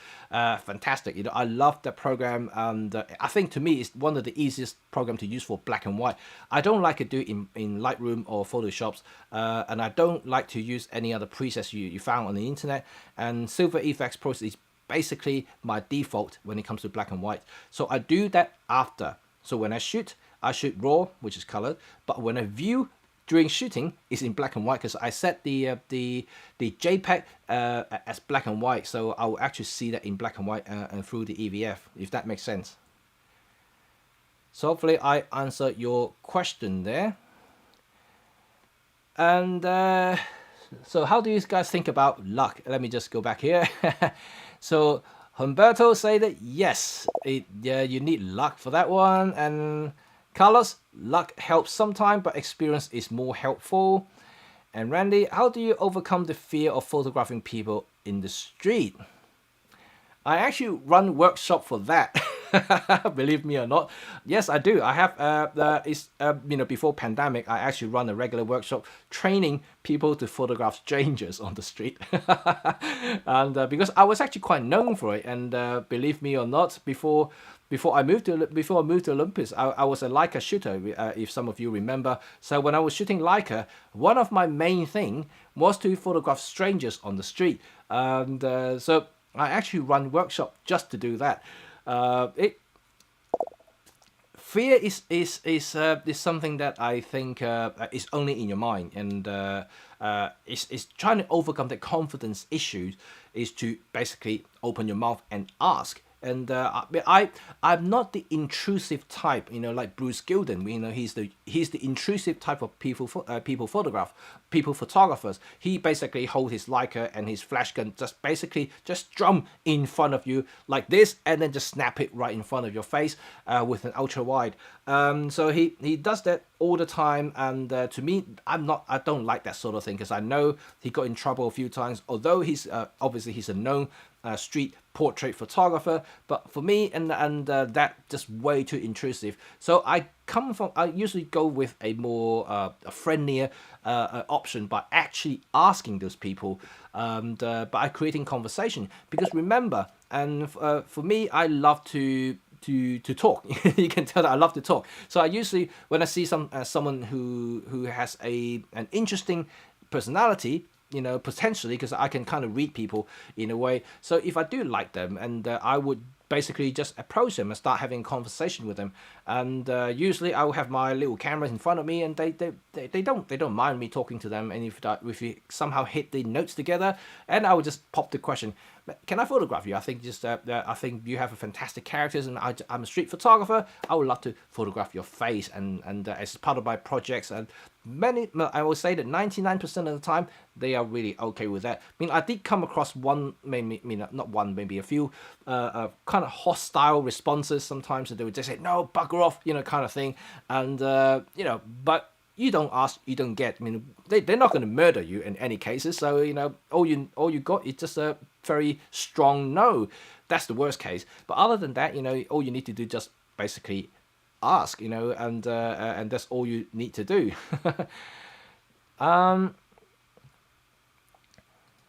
Is seeing the grayscale as it relates to the scene.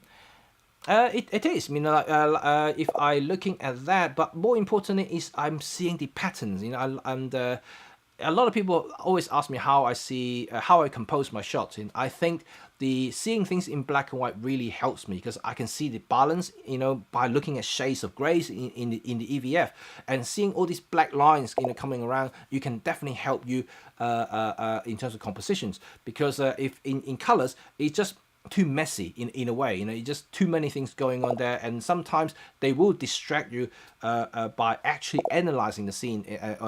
In that particular case. So I would prefer to, like I said, this is me, and I prefer to look at things in black and white, just because it helps me look at things differently, and also helps me in terms of compositions and all the other stuff that is going on. And so hope that makes sense. Tony just said take karate lessons. I like that. Hello, Carmen. CB used a 50 on the CL cameras. I prefer 50 for street. I actually use both. I have the 50. I have the 50 Summilux, so I use that as well on my Leica. But also use 35 as well. And I think towards the latest stage of my career, I started to use 35 more than 50. And I just think to me that 50 is just a little bit too tight, because remember I just told you about what I do when I do stranger photographs on the street. I like to talk to them. I like to speak to them in close proximity. So I actually create conversation. So when I'm ready to shoot, I want to use a wide angle lens, because I am already like in very close proximity with them, and I just basically don't want to waste time by actually stepping back and moving around and trying to recompose again. So I will basically, after the conversation in front of you, like you and me right now, and I will just basically hold my camera and bam, and that's it. I will snap a shot at the right distance and with the right angle of views. So I already get the shot. So I don't have to move around. So that's why I prefer 35 more than 50 in that case. And that translated to Michael 4/3. So I use my 17 more than anything else for that very reason. So hopefully now answer you why people always ask me why 17 is my favorite lens.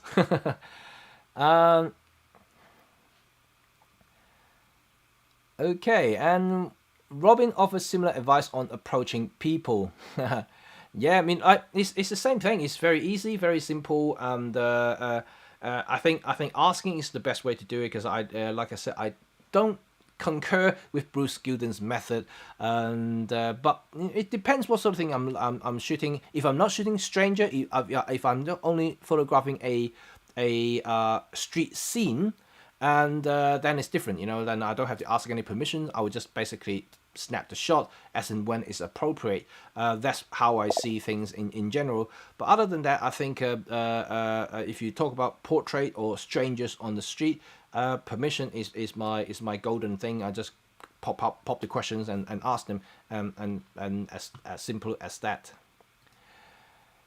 Any other question before I continue?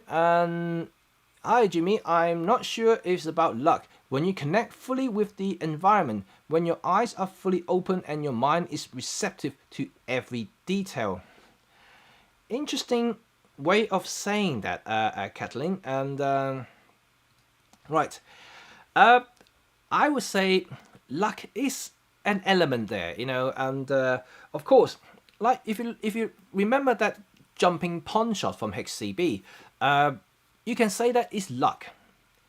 In a way, he did study the scene, like basically study that very environment, that very angle for many times before he hit the shutter button. So he analyzed it, he studied them, he studied the behavior of those people way before he took that shot. He knows that kids were jumping there a lot. He knows the angle that he need to shoot. He knows that there's a pond there days before he took that shot. So it's a very, very interesting idea that you have it there. Yes, you need all that to do, but at the same time, yeah, you may need a little bit of luck for the right person to do the right jump at the right time. And, all that, because he's got other surrounding people, so don't forget that. So all that had to gel together at that moment. Remember what he talked about, decisive moment. Everything had to gel together for that before you click the shutter button. So I guess luck is a little bit there, but what you said that is also valid. You once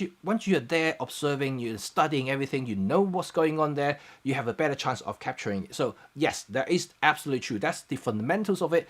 And but I think that yes, luck is definitely an element there. You need that to kind of make that final piece of puzzle, and before I would say that you get that moment. And because no matter how you look at it, if you're standing there in the location, you're really seeing everything, you really see all the detail, get everything, but you need something, you need the subject, right? You need that subject there to create the impact in your photographs, and you're just waiting for that. And you may have everything ready, but you're just waiting for that, and that won't happen until it happens. So that will be depending on timing and luck, maybe. I don't know how people believe in luck or not, but in my eyes, I think that there is an element there, and you can always say, oh, you're lucky you get that shot. It's debatable, but I would say that sometimes yes, for people who may not be experienced, you know that they're not experienced or skillful enough to take those shots. That may be luck, but at the same time, you see some other people, wow, they managed to capture that with all those details and everything, and that is not just luck. That's also with the stuff that you just talked about understanding the scenes, studying the scenes, and also like observing and getting all the details to create that shot. So you definitely need both. Okay, let's continue here. So that's another shot that I did, and in Brussels. This is kind of like the exiting shot that I done for the woman who was leaving the courthouse. And I was actually standing there for about 20 minutes waiting for something to happen. I didn't know where she would exit or anyone would exit in that particular case. So I actually took about 5 or 6 shots, and only this one came out good. So this is something that I finally nailed one shot before I left that area. So that was about, I would say, about overall 30 to 40 minutes, and for that particular shot, because I was studying there, I was waiting something to happen. The lighting was quite even. You can see the light is not hard, so it's pretty good. It's a very overcast afternoon, so the lighting weren't changing that much, so that's good for that particular case. And I could stay there longer than usual, like I mentioned earlier. If it's a harsh light, things could change dramatically in a matter of minutes. So so that was good. So I was managed to capture this one in about 40 minutes time, so that's not too bad at all. And let's continue. This is an interesting shot. I mean, and once again about creating contrast in your photography. So sometimes not when I talk about subjects, sometimes I don't just talk about one subject. Sometimes I talk about multiple subjects. In this particular case, I am talking about two sets of subjects here.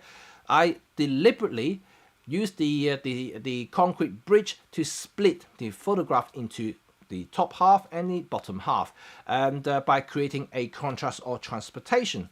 And you can see the bottom half is, you got the water taxi, that's how they call it in China, and also there's the little girls walking on the bridge. So it's two types of transportation, one by foot and one by boat. You can call it boat or whatever you can call them. And so for me, it's a visual interest here. And also by looking at that, you can actually see that I did study and also trying to get this shot as balanced as possible. Everything happened in real time. I can't ask them to recompose. So this is something that is down to the photographers to judge when is the best time to shoot. So I have it kind of split into rule of third. You can see rule of third here. So I've got one line here, she's right bang on there, and then another line right here where the taxi is, the water taxi here. So she's right here at the top, top corner, top left corner, so top right corner, and the water taxi is in the bottom left corner here. And then the split is 50-50, and as simple as that. There's no crop here. This is how it's shot with the frame. And so this is a how I usually if I need to do something like with a contrast, I will do something like this. I will look for basically the complete opposite of something. In this particular case, like I mentioned, is walking against something that's man-made. So this is very, very different strategies altogether. So hopefully, so far, so good.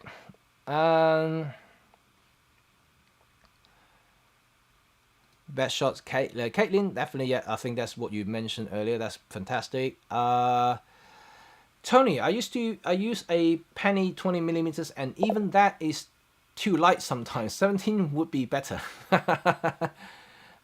I think the 20 is definitely quite light. It's a pancake lens. Oops. Victor, luck is just one of the components for a unique picture. Yep. And Carmen, shoot first and refocus, get results. And Johnny Wu, can you read Chinese? Yes, I can read Chinese. I just can't write Chinese that well. And I can read. I can speak too. So it looks very different what they call a water taxi in Rotterdam, Amsterdam. Zone focus can help to grab shots with good depth of field. Some also use the 45-1.8 with great effect. This works well if wanting street portraits overseen street photos. Oh yes, for those who don't know, that technique about hyperfocus is great. Like zone focus obviously is relative, but for those who wants basically zero delay in terms of snapping a shot, is to use hyperfocus. Basically, you stop down the lens to the point that everything is in focus. Then there is no delay, because basically when you see something, you just snap, and there's no thinking about focusing whatsoever. Zone focus is basically more or less the same, and you preset a zone, so in that particular distance, and you can capture those shots in perfect sharpness. And this is something that you need practice. It's not something that is for the beginners, because they quite often misjudge the distance themselves, because they don't know, they're not familiar with that sort of distance when you set it on the lens. That's what I'm trying to say. But remember I talked about the panfocal lenses in some of my reviews in, I think, last couple of months, like the UFO lens I talked about. The UFO lens is a panfocal. It's basically a hyperfocus lens, so everything's in focus. Once you slap the lens onto the Micro Four Thirds body, you don't have to focus, and because everything will be in the focus, everything will be in focus, so you can just basically snap away as and when you want. So that's quite a fun lens to learn about hyperfocus and learn about these fast shooting on the street. So let's continue my presentation here. Let's do this. So I talked about a lot of stuff, and what about storytelling, right? And of course, when you take about a street scene, you sometimes you may want to convey some messages and something that you can, like I mentioned about the van story earlier. And if someone do ask me when they see the photograph, I can have a story to tell them. Or better still, if the photograph then actually explain things themselves, that will be even better. Remember last week I told you about how to learn how to read photographs, and that's quite important as well as you grow as a photographer, because you can start really learning about how to appreciate other people's photographs, especially when you go to exhibitions and museums, because a lot of these photographs are quite deep. You need to be able to analyze it and starting to understand why the artist or the photographers actually made those shots. You just don't know, and for a lot of untrained eyes, they are just normal photographs. They just don't look anything unusual. But for the trained eyes, who learn how to read photographs, they will be able to have a better sense exactly what's going on within that frame. And of course, it's still more about a person's interpretations, but you get better appreciations in terms of when you're looking at those photographs, because a lot of people just don't do that, and not trying, with all due respect, just because they're not trained for it, and that doesn't mean that it's a bad photograph, but sometimes they just don't understand them. So I think it's important to learn about those stuff, and that's why I also talk about storytelling. So I think Johnny Wu have wrote me something here. Let me see. And EM13 连帕功能连帕 L 连帕 high GB. Okay. You are talking about the actual speed. Okay. And right. I think in all Olympus cameras you have the L and the H, and it's basically low speed continuous and high speed continuous. For CAF to work, and I think I would suggest, well, I wouldn't say I think, I would suggest, depending on how fast your subject is moving, and a lot of the time if you want higher hit rate, and I will always use CAF in L setting, which is the lower speed setting, because you get the better accuracies there. High speed shooting is doable, but just depending on how fast they're moving. So the faster they move, the lower the speed you should use for better accuracy. Doesn't mean that you can't use H, but you may miss more shots than the L setting. And this is to do with how fast the processor can process those images frame by frame, and because everything works together, right? The AF motor and also the processors and everything else, the focusing systems. So you need that speed there. So the later in EM1 Mark III, it has a faster processor. It does increase the accuracy by quite a bit of margins there. So you may be able to do a lot of high speed continuous shooting with CAF enabled. If you're using low, obviously it will increase even further by comparison. But I always say to a lot of people, if they're doing capturing action, for instance, just stick it with L. To be quite honest, L is more than sufficient, unless you really need to capture those frames, which if you're a dedicated sports photographer, or you're shooting in a lot of high speed stuff, then shooting in high continuous speed is maybe the only option you have. But most cases, I wouldn't suggest people to use high speed, because first of all, you're wasting a lot of frames, and you have a lot more photographs to process later on, and also you lose a bit of accuracy. So sticking with L setting is always better in that case. Hopefully I answered that question correctly. And if you don't understand, of course you can pop another question. I will try to answer it. And Cheng, any concern on taking photos, children, underage kids on the street? Asking for verbal consent from caretakers and parents might be difficult sometimes. Very interesting question, because I have experienced many times. Children is a difficult subject, especially in the developed countries, UK, Europe, US in general, you know, and this is very difficult. On the other hand, and in China, in some Far East countries, it's different. You know, like when I went to China, I had no problem photographing kids at all. The thing is, by law, and if the kids is running in a public place, you are actually legal to take the photographs. But it's debatable once again, because you know it's all these privacy issues, all these I don't know, these child protections, and then yeah, I mean, I can totally understand it, because I'm a dad myself. I have 2 young kids. I wouldn't be happy if someone else starting to snap photos of them, so I can totally appreciate that. But in terms of legally, you know, like anyone in whatever age they are, if they are walking on the street, if it's actually belong to the a public place, you are legal to shoot anything, so you don't have to ask permission for that. In a private property, on the other hand, is totally different story. So you just have to make sure that you are in the right places to photograph them. And permission, yeah, that could be you know it could be quite difficult. To be quite honest, if you want to photograph kids, if you ask, basically you are guaranteed to get a no there, because you can't just photograph kids these days. It's just a little bit difficult, even though your intention is not bad. But you know, to a lot of people's eyes, you know, they would just basically think, why would you take photographs of a kid on the street, you know? And I mean, I understand that, you know, but in when I was in China documenting, even in Hong Kong, I photographed some kids on the street because of the values. You know, I see the cultures, you know, because kids are innocent, and they present a different values altogether as a timestamp in my project. So it's something that it depends on how you use them and how you are going to see using the children's photographs. But like I said, you just have to judge it. You know, there's a fine line there, you know, being art and also being, you know, a little bit more aggressive.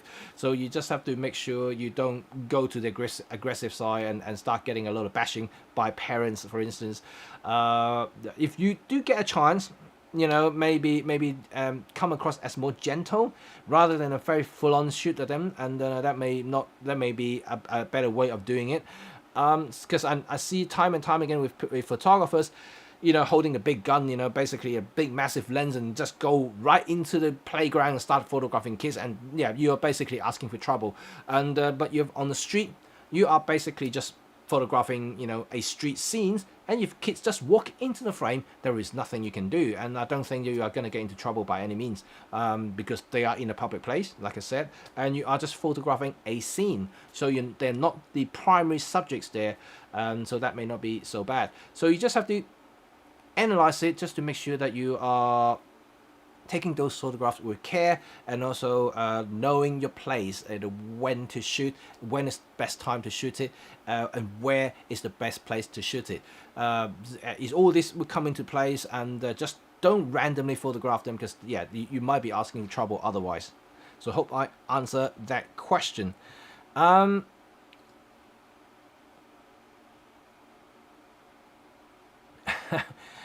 Road stick to high because low gives blackout on older MFT bodies, and I can't stand the blackout frames. Well, call me old school, you know, and I'm so used to blackout frames, because you know, when I was an SLR photographers, you know, I see this mirror box flapping up and down. You basically seeing these things all the time, and I'm used to it, so I don't mind that at all. I know people all talk about like blackout free EVFs, you know, about how advanced modern day cameras nowadays. I don't really mind, to be honest. I actually want to have a little bit of flicker just to know that I know the camera is actually taking photographs. And if you got no blackout, you know, especially using electronic shutter, I didn't even know that I actually took the shot or not. It's just gonna be really difficult for me. So I'd rather have something moving so I know it's working in that particular case. Okay, let's continue here. So here is another photographs that I was documenting in Brussels and in the same day actually of the other one that you saw earlier. So this is in the central town hall areas when the German chancellor was actually visiting, and I was actually walking there with my camera. And the police actually thought I was one of the press, and so she let me in. So I was in there, starting to photographing the crowds. So I just went there, you know, just basically documenting everything. And suddenly you see the gentleman right here pointing two fingers, not at me, but to his colleagues. But I thought it was quite fun. And so I actually just, I was listening to the conversation. So I just basically got my camera ready because this is the spot that I wanted to stand. And I saw that police woman on the left-hand side of the frame got that very boring expression. So I thought she was quite interesting there. So I left her in the frame.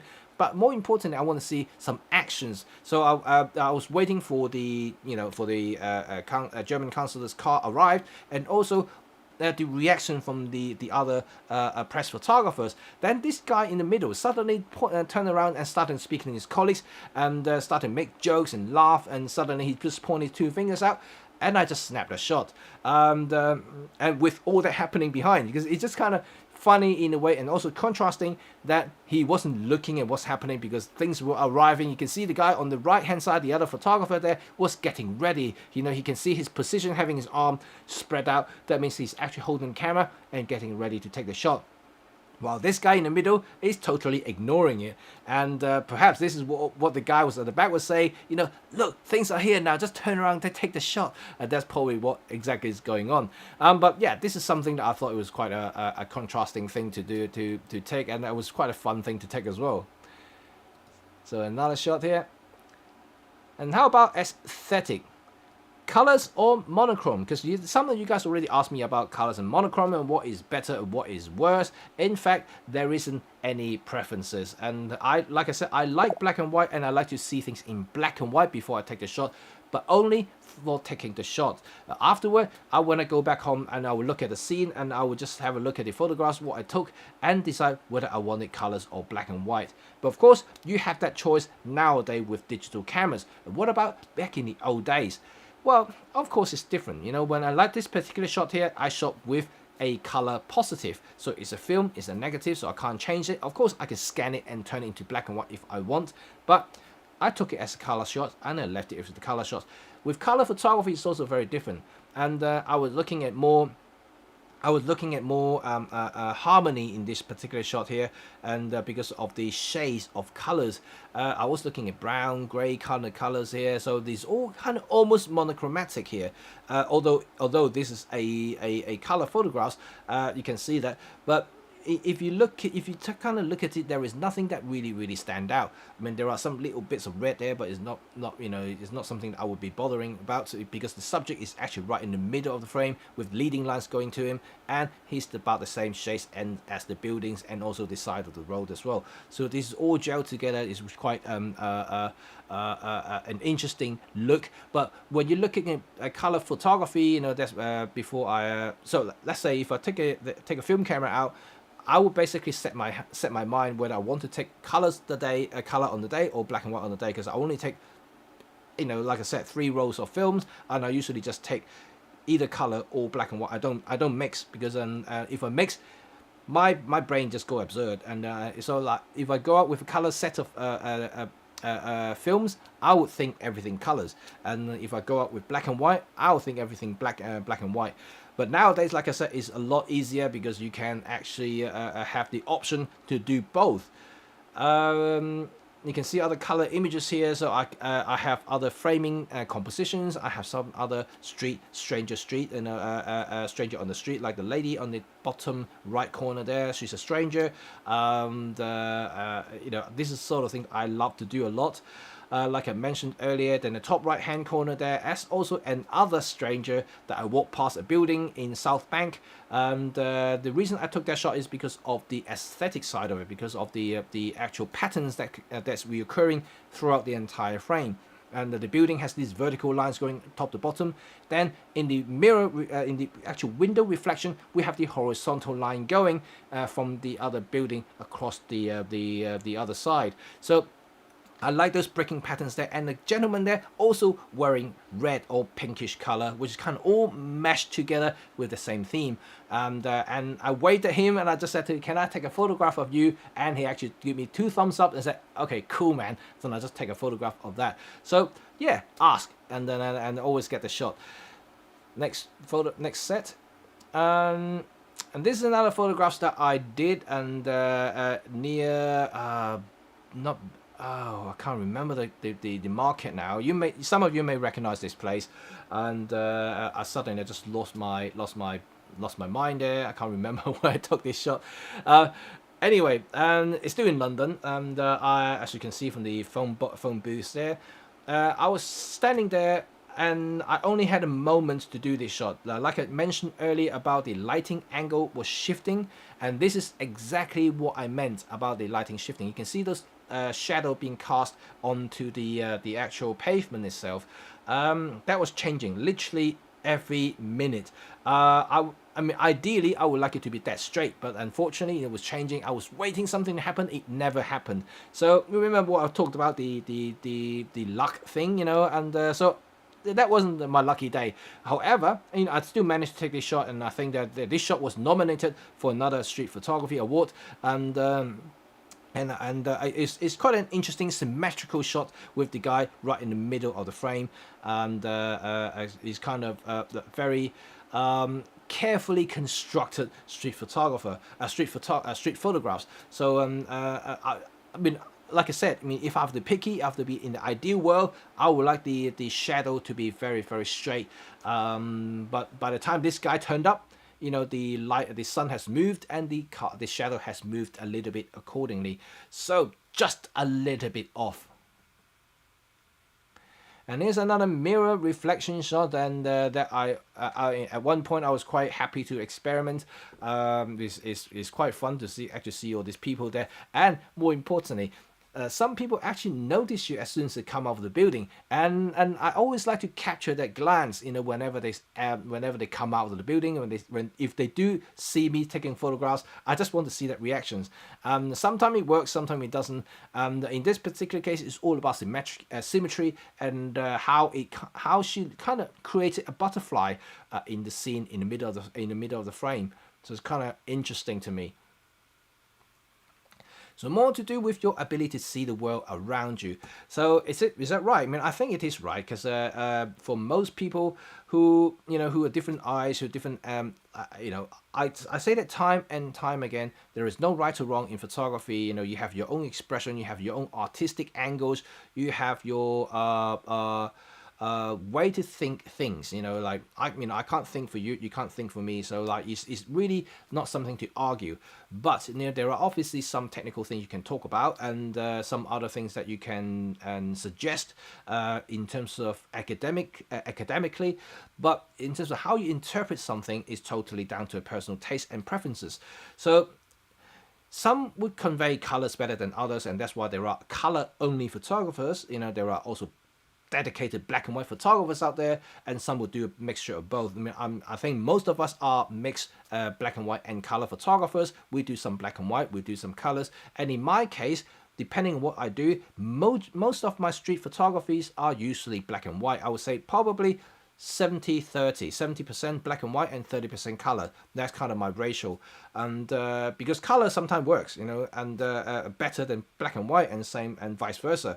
Not always, you know, a good just for black and white or just colors in my eyes anyway. But for those dedicated photographers, obviously they view things differently. You know, they probably will look for things that only works in colors, and black and white will just look at things that that is good with black and white only.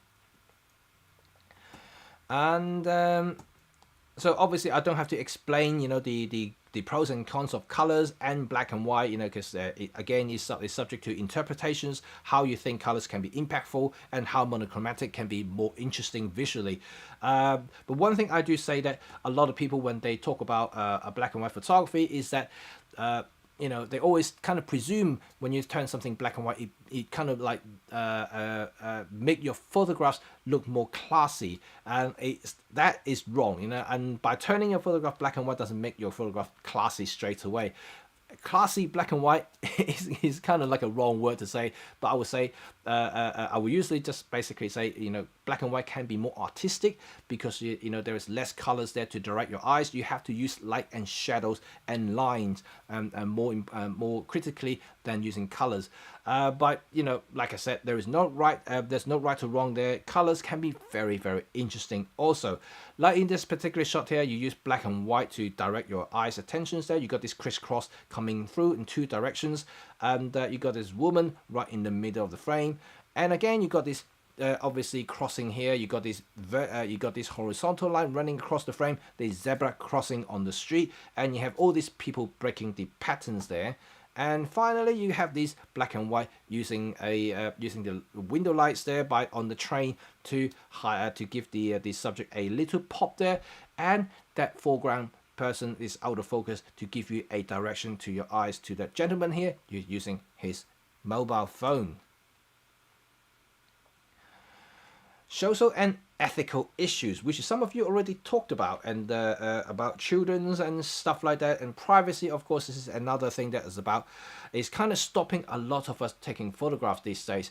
And securities, you know, like I mentioned before, if you remember some of my stream, I talked about I get stopped by police quite a few times when I'm photographing on the street, and it's increasingly tighter and more difficult to actually using your camera on a central in the city center, for instance, you know, depending whatever city you're talking about, London, New York, or wherever. These places are getting more difficult to shoot. You know, they don't stop you. Well, I mean, they don't, unless they see something like kind of suspicious. They can't stop you, but they will ask you. They will question you. They will say, "Why are you doing this? Why are you doing?" But they would disrupt that process, that thought process, which I kind of find it a little bit disturbing, because you know, when I'm working, when I'm taking photographs, I want to be in my zone. But quite often that I will get these policemen come up to me and kind of breaks my thought. And to be quite honest, after that conversation with the police, my thought process would be gone, you know, like, and my moment would be gone, you know. It's kind of be completely disrupted. It's quite hard to get back to it, and I basically just move on. There's no point standing there because I kind of lost my moment there. Unfortunately, this is what it is, and you just have to deal with it on a daily basis. There's nothing you can do about it, and it's happening more common now. It's happening everywhere in most cases, in most places in London now, actually, to be quite honest, because there are lots of commercial buildings around, and they all claim to be private properties, and that means that it's harder for us to take any photographs, as long as they deem you taking photographs for money, even though many of us don't.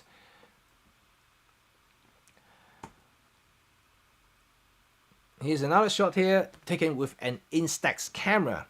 Yep, Instax camera, so it's something even simpler than the iPhone. And but again, I was looking at the mirror shot there. It's slightly off there because of the actual the offset of the Instax camera itself. So I was kind of a little bit off in terms of compositions, but somehow it kind of worked with the actual taxi itself, and it just created a very interesting shape. And also having that car split into two, and also the silver Audi there at the back and in the far end, the distance, kind of create a little bit of contrast between the taxi and the silver car itself. So it's just a little bit interesting there. But other than that, another shot of these ladies in the same shot, in the same area as the shot that you saw earlier with the other one with the lioness, the photograph. The same two women actually, and there's on either side of that woman there earlier. In this particular case, I was just walking in front of them multiple times because actually looking for subject to photograph, and I think that she noticed I was photographing, so they were actually posing for me to do it, and we had a good laugh afterward.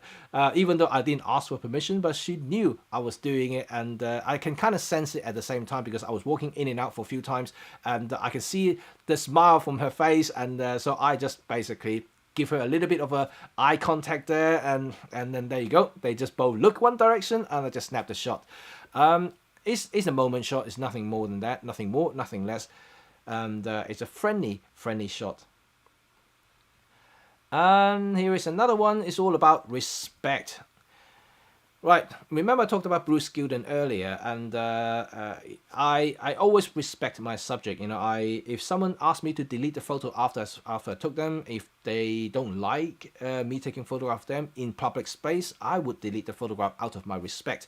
I would usually ask why first, and if say that I don't like to be photographed, and I would just respect that, I would delete the photo, rather than confronting, and I would pay the respect and do so. I know I actually have every right to do that if it's in a public place, but if you don't respect someone, what's the point of them respecting you sometime, and letting you photograph them? So I just think it's always a two-way thing. So I on the street, I always respect them, whoever I photograph, men, women, children, old, whatever, whatever gender, ethnicity, doesn't really matter. I ask, and if they don't like it after I shot, and I'll delete them. So it's very, very simple.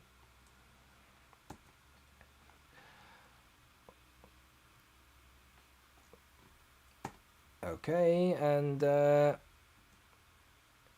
I remember this gentleman here, right?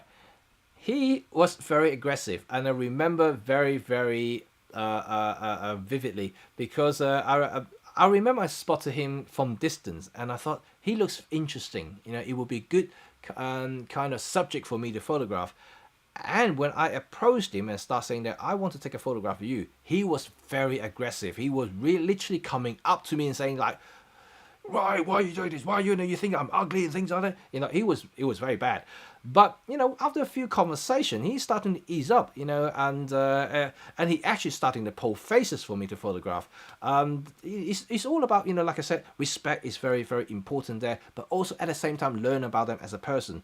And I know, like I said, the worst thing you can get is a no, and then you just walk away. But sometimes spend a little bit of time understanding these persons that you never know who they are. And another person I haven't included in this slideshow is actually a director for one of the West End shows in London. He was dressing very, very bright with bright colors and very exaggerated hats and stuff, and he's definitely interesting. And so when I photographed him, and he initially said no, but then I thought, look, you just dressing all this stuff is just really interesting. To me, I think you stand out on the street. Like the way you dress like that is because you wanted to be stand out anyway. So let me capture you, and I give you a photograph back afterward. And he really loved it. And then, to be honest, we kept in touch even today, and he's still asking for more photographs if I ever had a chance to go back out after the pandemic. So this is something you can develop over time as well. When you start photographing on the street, you really don't know who you're going to meet, and sometimes you may meet a few important people. Yeah, you never know. And here's another shot when I just basically paying attention about people. Right, this is the time I would use shallow depth of field. I'll talk about try not to use shallow depth of field for everything that you photograph, because it's destroying your photography. It's lazy, and you just want to have that impact in your so you want to include as much detail as possible into your frame. In this particular case, it's different because I spotted this girl, and I spotted, this couple is so in love. You can see it from her eyes. And in fact, the reason I use shallow depth of field is basically to isolate them. In this particular case, I want to isolate them from the rest of the crowd. Although that I didn't use it like basically completely wide open, that blur to the point that you can't even recognize there are people behind them. I don't want to do that, so I still kind of have a setting that's just enough to see people around them. So like it's more like it's freezing the time there. The whole world is just the two of them, but I still want the people to know that they're still in existence actually on Earth with people around them. So I just deliberately do that, and so it is creative use of depth of field is also a good way to do things, but don't forget, don't overuse your depth of field.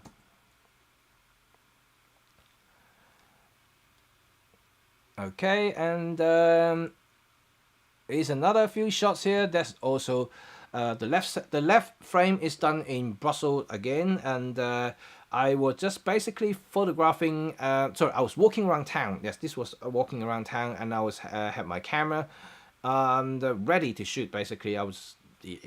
As a street guy, you're gonna have to hold your camera constantly, right? You're gonna have your index fingers always at the shutter button position. You're kind of like ready. Oh yes, and you just snap away.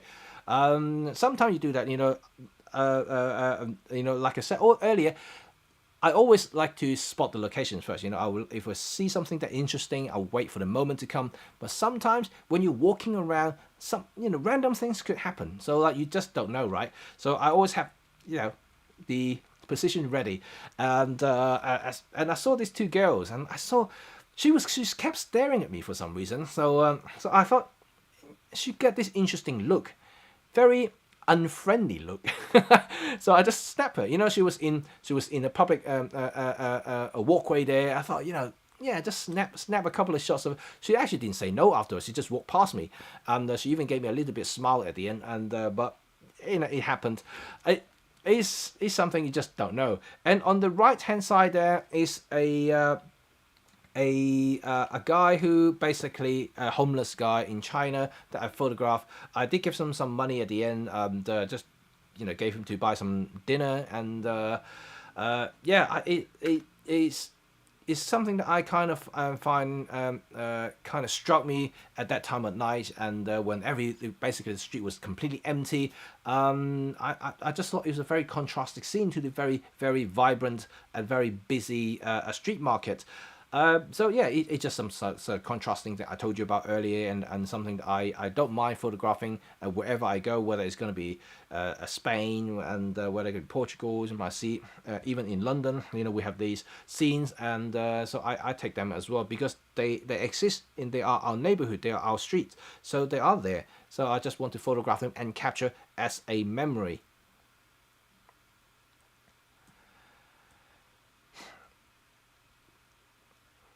Right, techniques. How to get better if you are not already doing all of the following. Be more aggressive, get involved, composition, anticipation, and be patient. We kind of talk a little bit about that already, and using a faster shutter speed would also help. And although that shutter speed is definitely something to be considered at a more higher level. The reason I want to say that is because it's easier to freeze a frame, but it's not easy to introduce just the right amount of motion blur. Remember the shot that I talked that I did the critique last week about the boy jumping into the sea, which is the very point I was trying to make. The boy who was actually jumping into the sea had the right amount of motion blur.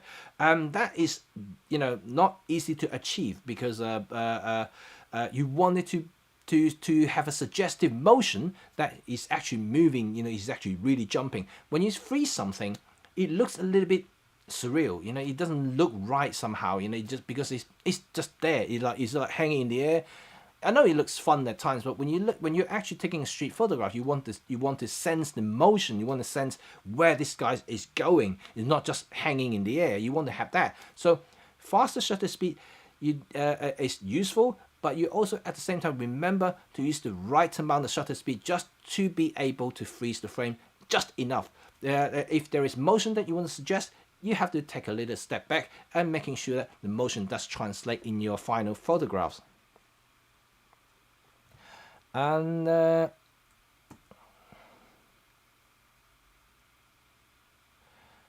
vary shooting angles and height. Right, to take it in the next step and the next level of course, you're always welcome to experiment different angles and height in photography, because most photographers will shoot when they are standing up. So they simply just stand and they hold the camera up to the eye level and take the shot. And that's becoming so common and so boring. I mean, I'm pretty certain that everyone has spoken about this point already, whether it's street or whether it's landscape or anything, because it is true. Most beginners and most common photographers would just shoot everything in the eye level. They just stand and shoot.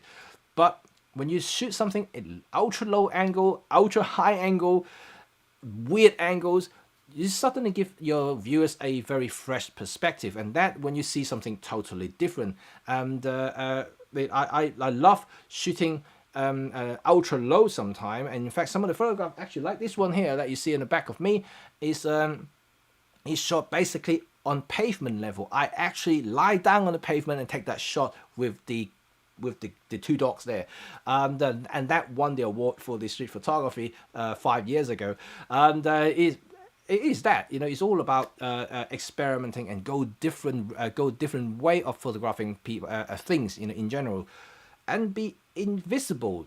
Well, this is about discreet, and whether it's something that you like to do. You know, I know people talk about blending into the scene or not, and also be simple, right? This is important, right, guys? Simple has to be simple. A lot of people has overcomplicated the process of making photographs. And not just street photography, but any photography. They always think that I need this equipment, I need that lens, I need this, I need to. They are overthinking most of the time, because all you really need is the right exposure. All you need to do is the right composition, the right observations, and the anticipation is there. Obviously, waiting for the right moment, and all that. But everything that I just mentioned, did I actually talk about gear? Not once I talk about gear. So it really in reality is that you can use any tools to create those shots, those photographs. There's no difference whether you use a 10,000 pound cameras or a $2 disposable cameras, although actually they don't cost $2 anymore. They probably cost about $20 these days, and yeah, they're expensive. Anyway, so you can use a cheap camera to do street photography. You can use expensive. There's no difference as long as you can utilize and maximize what you can get from that camera. And even your smartphone, you know, if you know the limitations there, you can always create stunning shots. There's no argument about that. You can see a lot of winning photographers already using smaller cameras and other things, and that's why for a lot of people still arguing about Micro Four Thirds. I mean, they are as good as any camera. It is even better for for travel and street photography because they are small and discreet.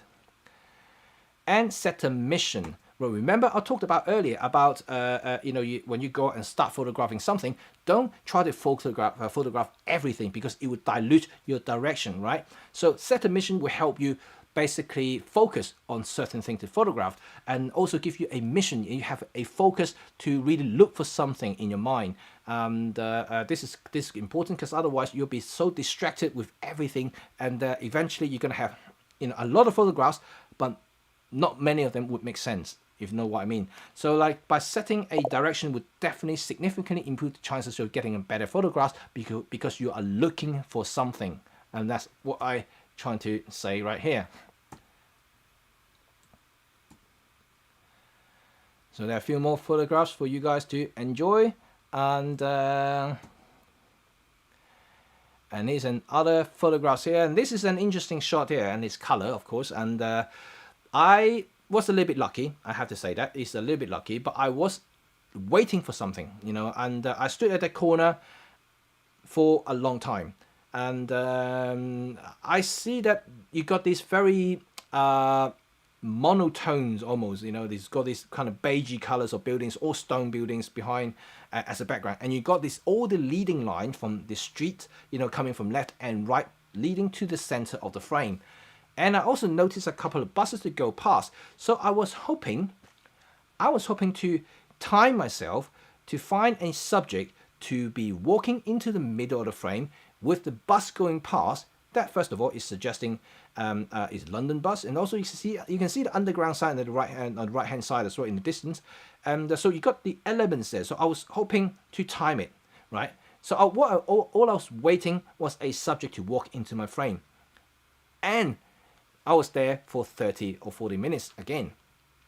And right at the last 5 minutes, I saw this lady walking out from the tube station, wearing blue and carrying a red handbag. And guess what? I thought, God, that was heaven. I cannot wait for her to walk in my frame. And but obviously there's still things needs to be calculated. And I thought, okay, she might be in the middle of the frame, and it would be really, really cool. And but I still need the bus to go past. I need that there. So like I said about luck, earlier, like it could be the wrong timing. She was there, and maybe the bus wasn't there, and or vice versa. So I was waiting. I was holding the camera really tight. I was just hoping that it would happen.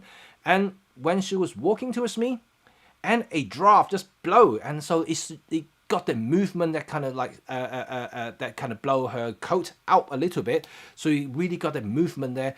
And then the bus just passed the island there, and she was carrying the handbag. It's got the symmetry between the subject here. So you can see right here, I'm using my mouse to move around. I don't know if you can see it. So you can see the bus right on the left hand side of on my frame here, and you got your handbag on the right hand side here. It really perfectly split her in the middle here, which is bright blue. You got the balance of colors. You got the red, blue, and the red again, and it's just phenomenal. It just makes the shot. It's got the right amount of movement there, and it just got all the leading lines and all the monochromatic backgrounds all gelled together. So I think this was the moment of the shot that I was hoping to take, and I nailed it. I was there for 35-40 minutes, and I did about another 4 or 5 shots, and none of them worked, and this one again that made that at the end. And this is another shot I shot in Malaysia, in KL, and so hopefully I think there's 2 Malaysian listeners earlier. I'm hoping you're still there. Yes, this was shot in KL, and when I was visiting about 6 years ago, and yeah, it's kind of interesting in a way that again, I was photographing people and just walking past, and it's more or less just, it's very early. I think it was about 7 o'clock in the morning, and I was just hoping to capture some locals walking around, and it's nothing special in this particular case, but again, it's all about capturing that scenes there for future memory, because obviously I don't think I'm going to go back to KL anytime soon, so this is something for me to remember that morning. So there's nothing wrong with that at all. And this is a wedding shot that I did some years ago now, and you can see my assistant there taking another photograph of them close up. I was standing further back because I want the compression rather than close up of them, because I want to see everything around them, and because it's a joyful moment. A lot of photographers always think that, oh yeah, and especially in cases like this, for instance, the wedding couples were cutting the cake, so they are the main people rather than the main, so I should take a close up. Wrong, because for me, in my eyes at least, I want to see the reactions. I want to see everybody's reactions. I want to feel the atmosphere from this particular scene. So they were happy, of course, but I want to see other people's happy too. So in this case, I step back a little bit.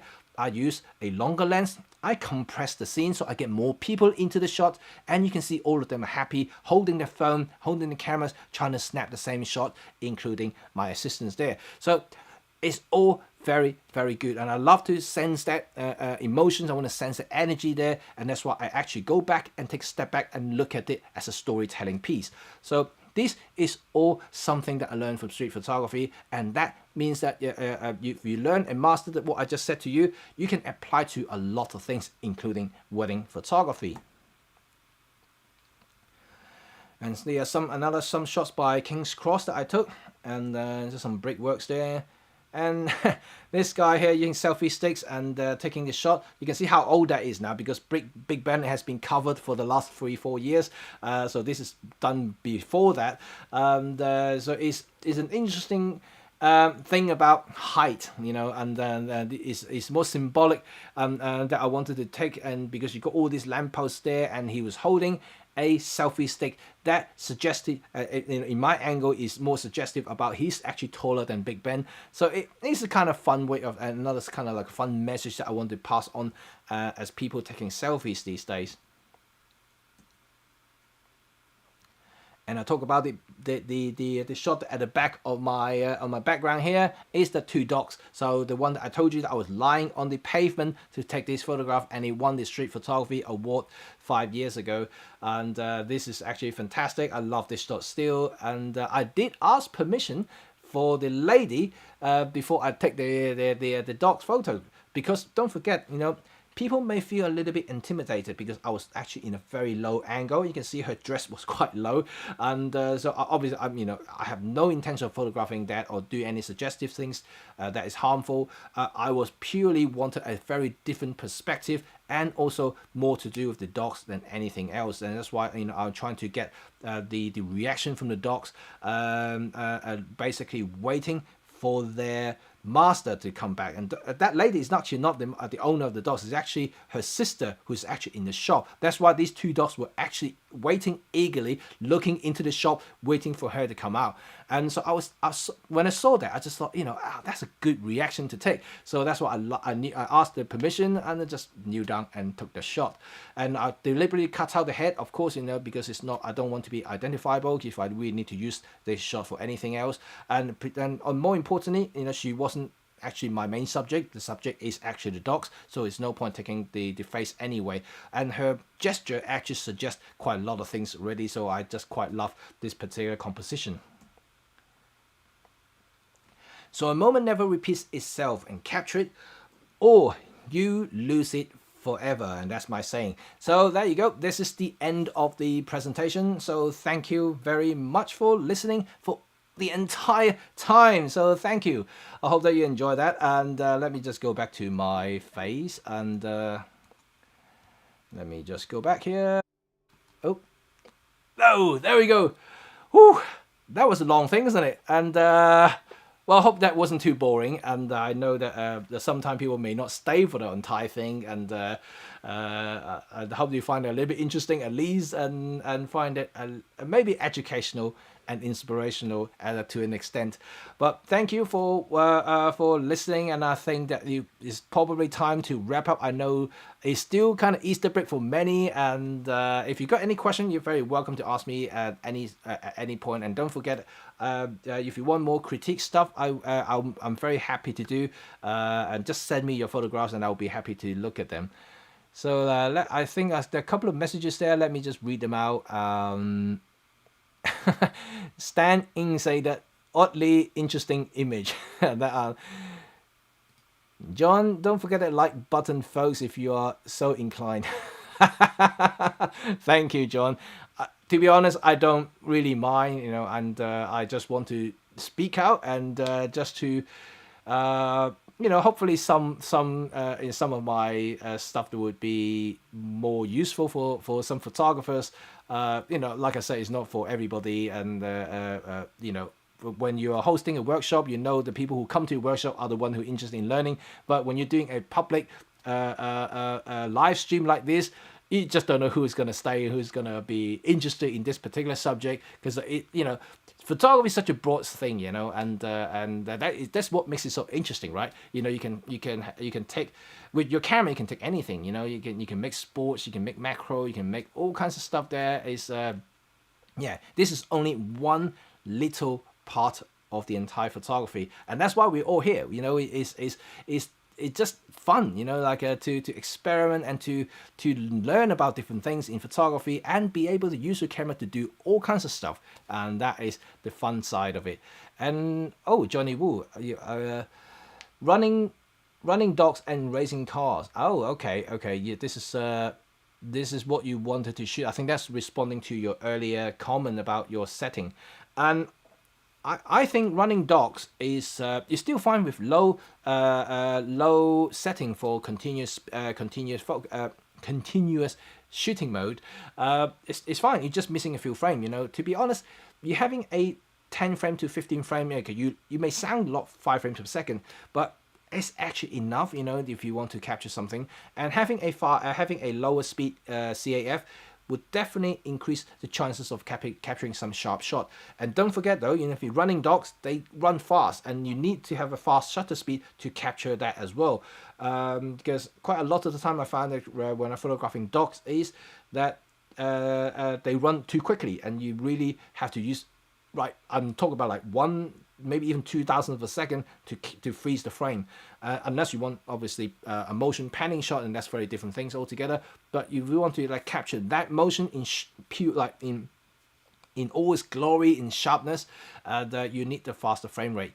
Racing car is not too bad, racing car, and it's fast when you're going past you, but if you're going towards you and from distance, it's actually a lot easier to take. And even panning shot is actually not too difficult either. And that you can use any setting, low or high, doesn't matter. But low again is easier for the system to track. So you get definitely more high hit rate for using low setting. I don't have a like button. I have the adore button. Please help me to find the like button too. Thank you, Victor. Thank you. I hope you enjoyed that. That's very kind of you. If that woman hadn't walked by you, you would have still stood there. That possibly. Because you know it's an overcast day, so the sun wasn't moving, the angle wasn't moving, so I could be still standing there for another 15 minutes and minimum, because I was just waiting. And but yeah, it was lucky that she turned up at the 35-40 minutes mark, so I was able to walk away. Because you know, when you're standing in the same spot for like that long, you know, you're starting to feel a little bit numb, because you start thinking, you will start overthinking, to be honest. And then you start thinking, have I missed something? You know, have I missing something? Do I need something else? You know, it creates a lot of question marks in my head.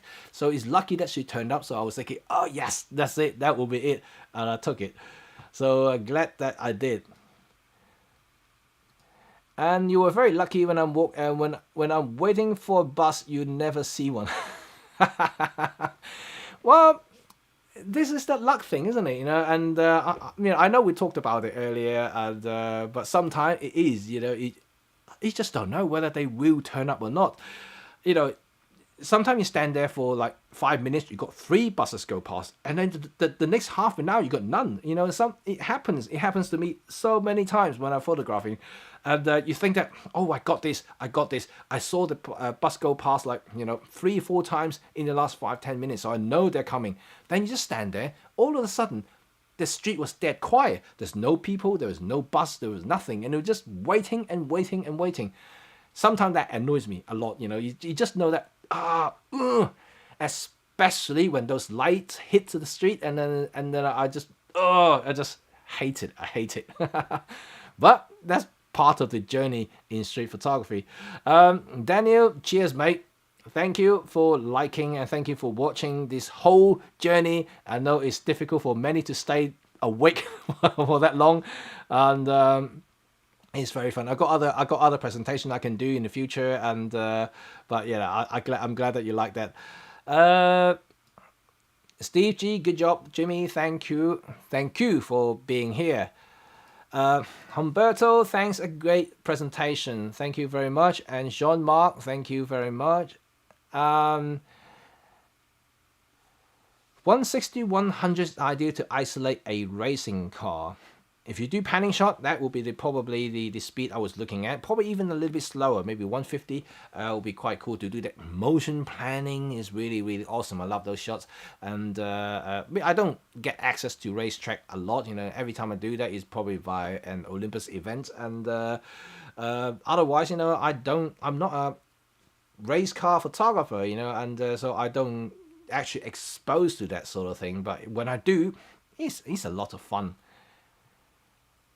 And Victor, thanks Jimmy for great presentation. I just learn much easy when I go through the people's, rather through the technical parameters. Was nice to see the world through your eyes. Thanks. Thank you for that, and I'm glad, I'm pleased to hear that you enjoy that. It's a lot to take in, and I haven't done a very smooth presentation, to be quite frank, because I haven't done this in a while. Don't forget that we have a pandemic. Everything was cancelled for a couple of years now, almost, and so I'm a little bit rusty when in terms of presentation, and some of the stuff that I actually forgot, to be quite honest, and so I do apologize for that. Hasta later, Jimmy and all. Okay, see you later, Randy, and thank you a lot for sharing the image, and that is phenomenal. I think the windmill, or the wind turbine, not windmill, wind turbine photo was actually phenomenal. It's very, very fun. So thank you for that. And Tony, thank you. Take care and stay safe, people. Yep, you guys all thank you for coming. So if there is no questions whatsoever, thank you for being here and thank you for listening to my presentations. And I know that this is an educational thing. Sometimes it can get a little bit lengthy, a little bit boring, but I'm here. Hopefully can show you a few things in photography, and hopefully will inspire you guys to take similar photographs in the future, and perhaps hopefully will inspire some of you to take better photographs. And that's my aim, to help you, to get better shots in long term.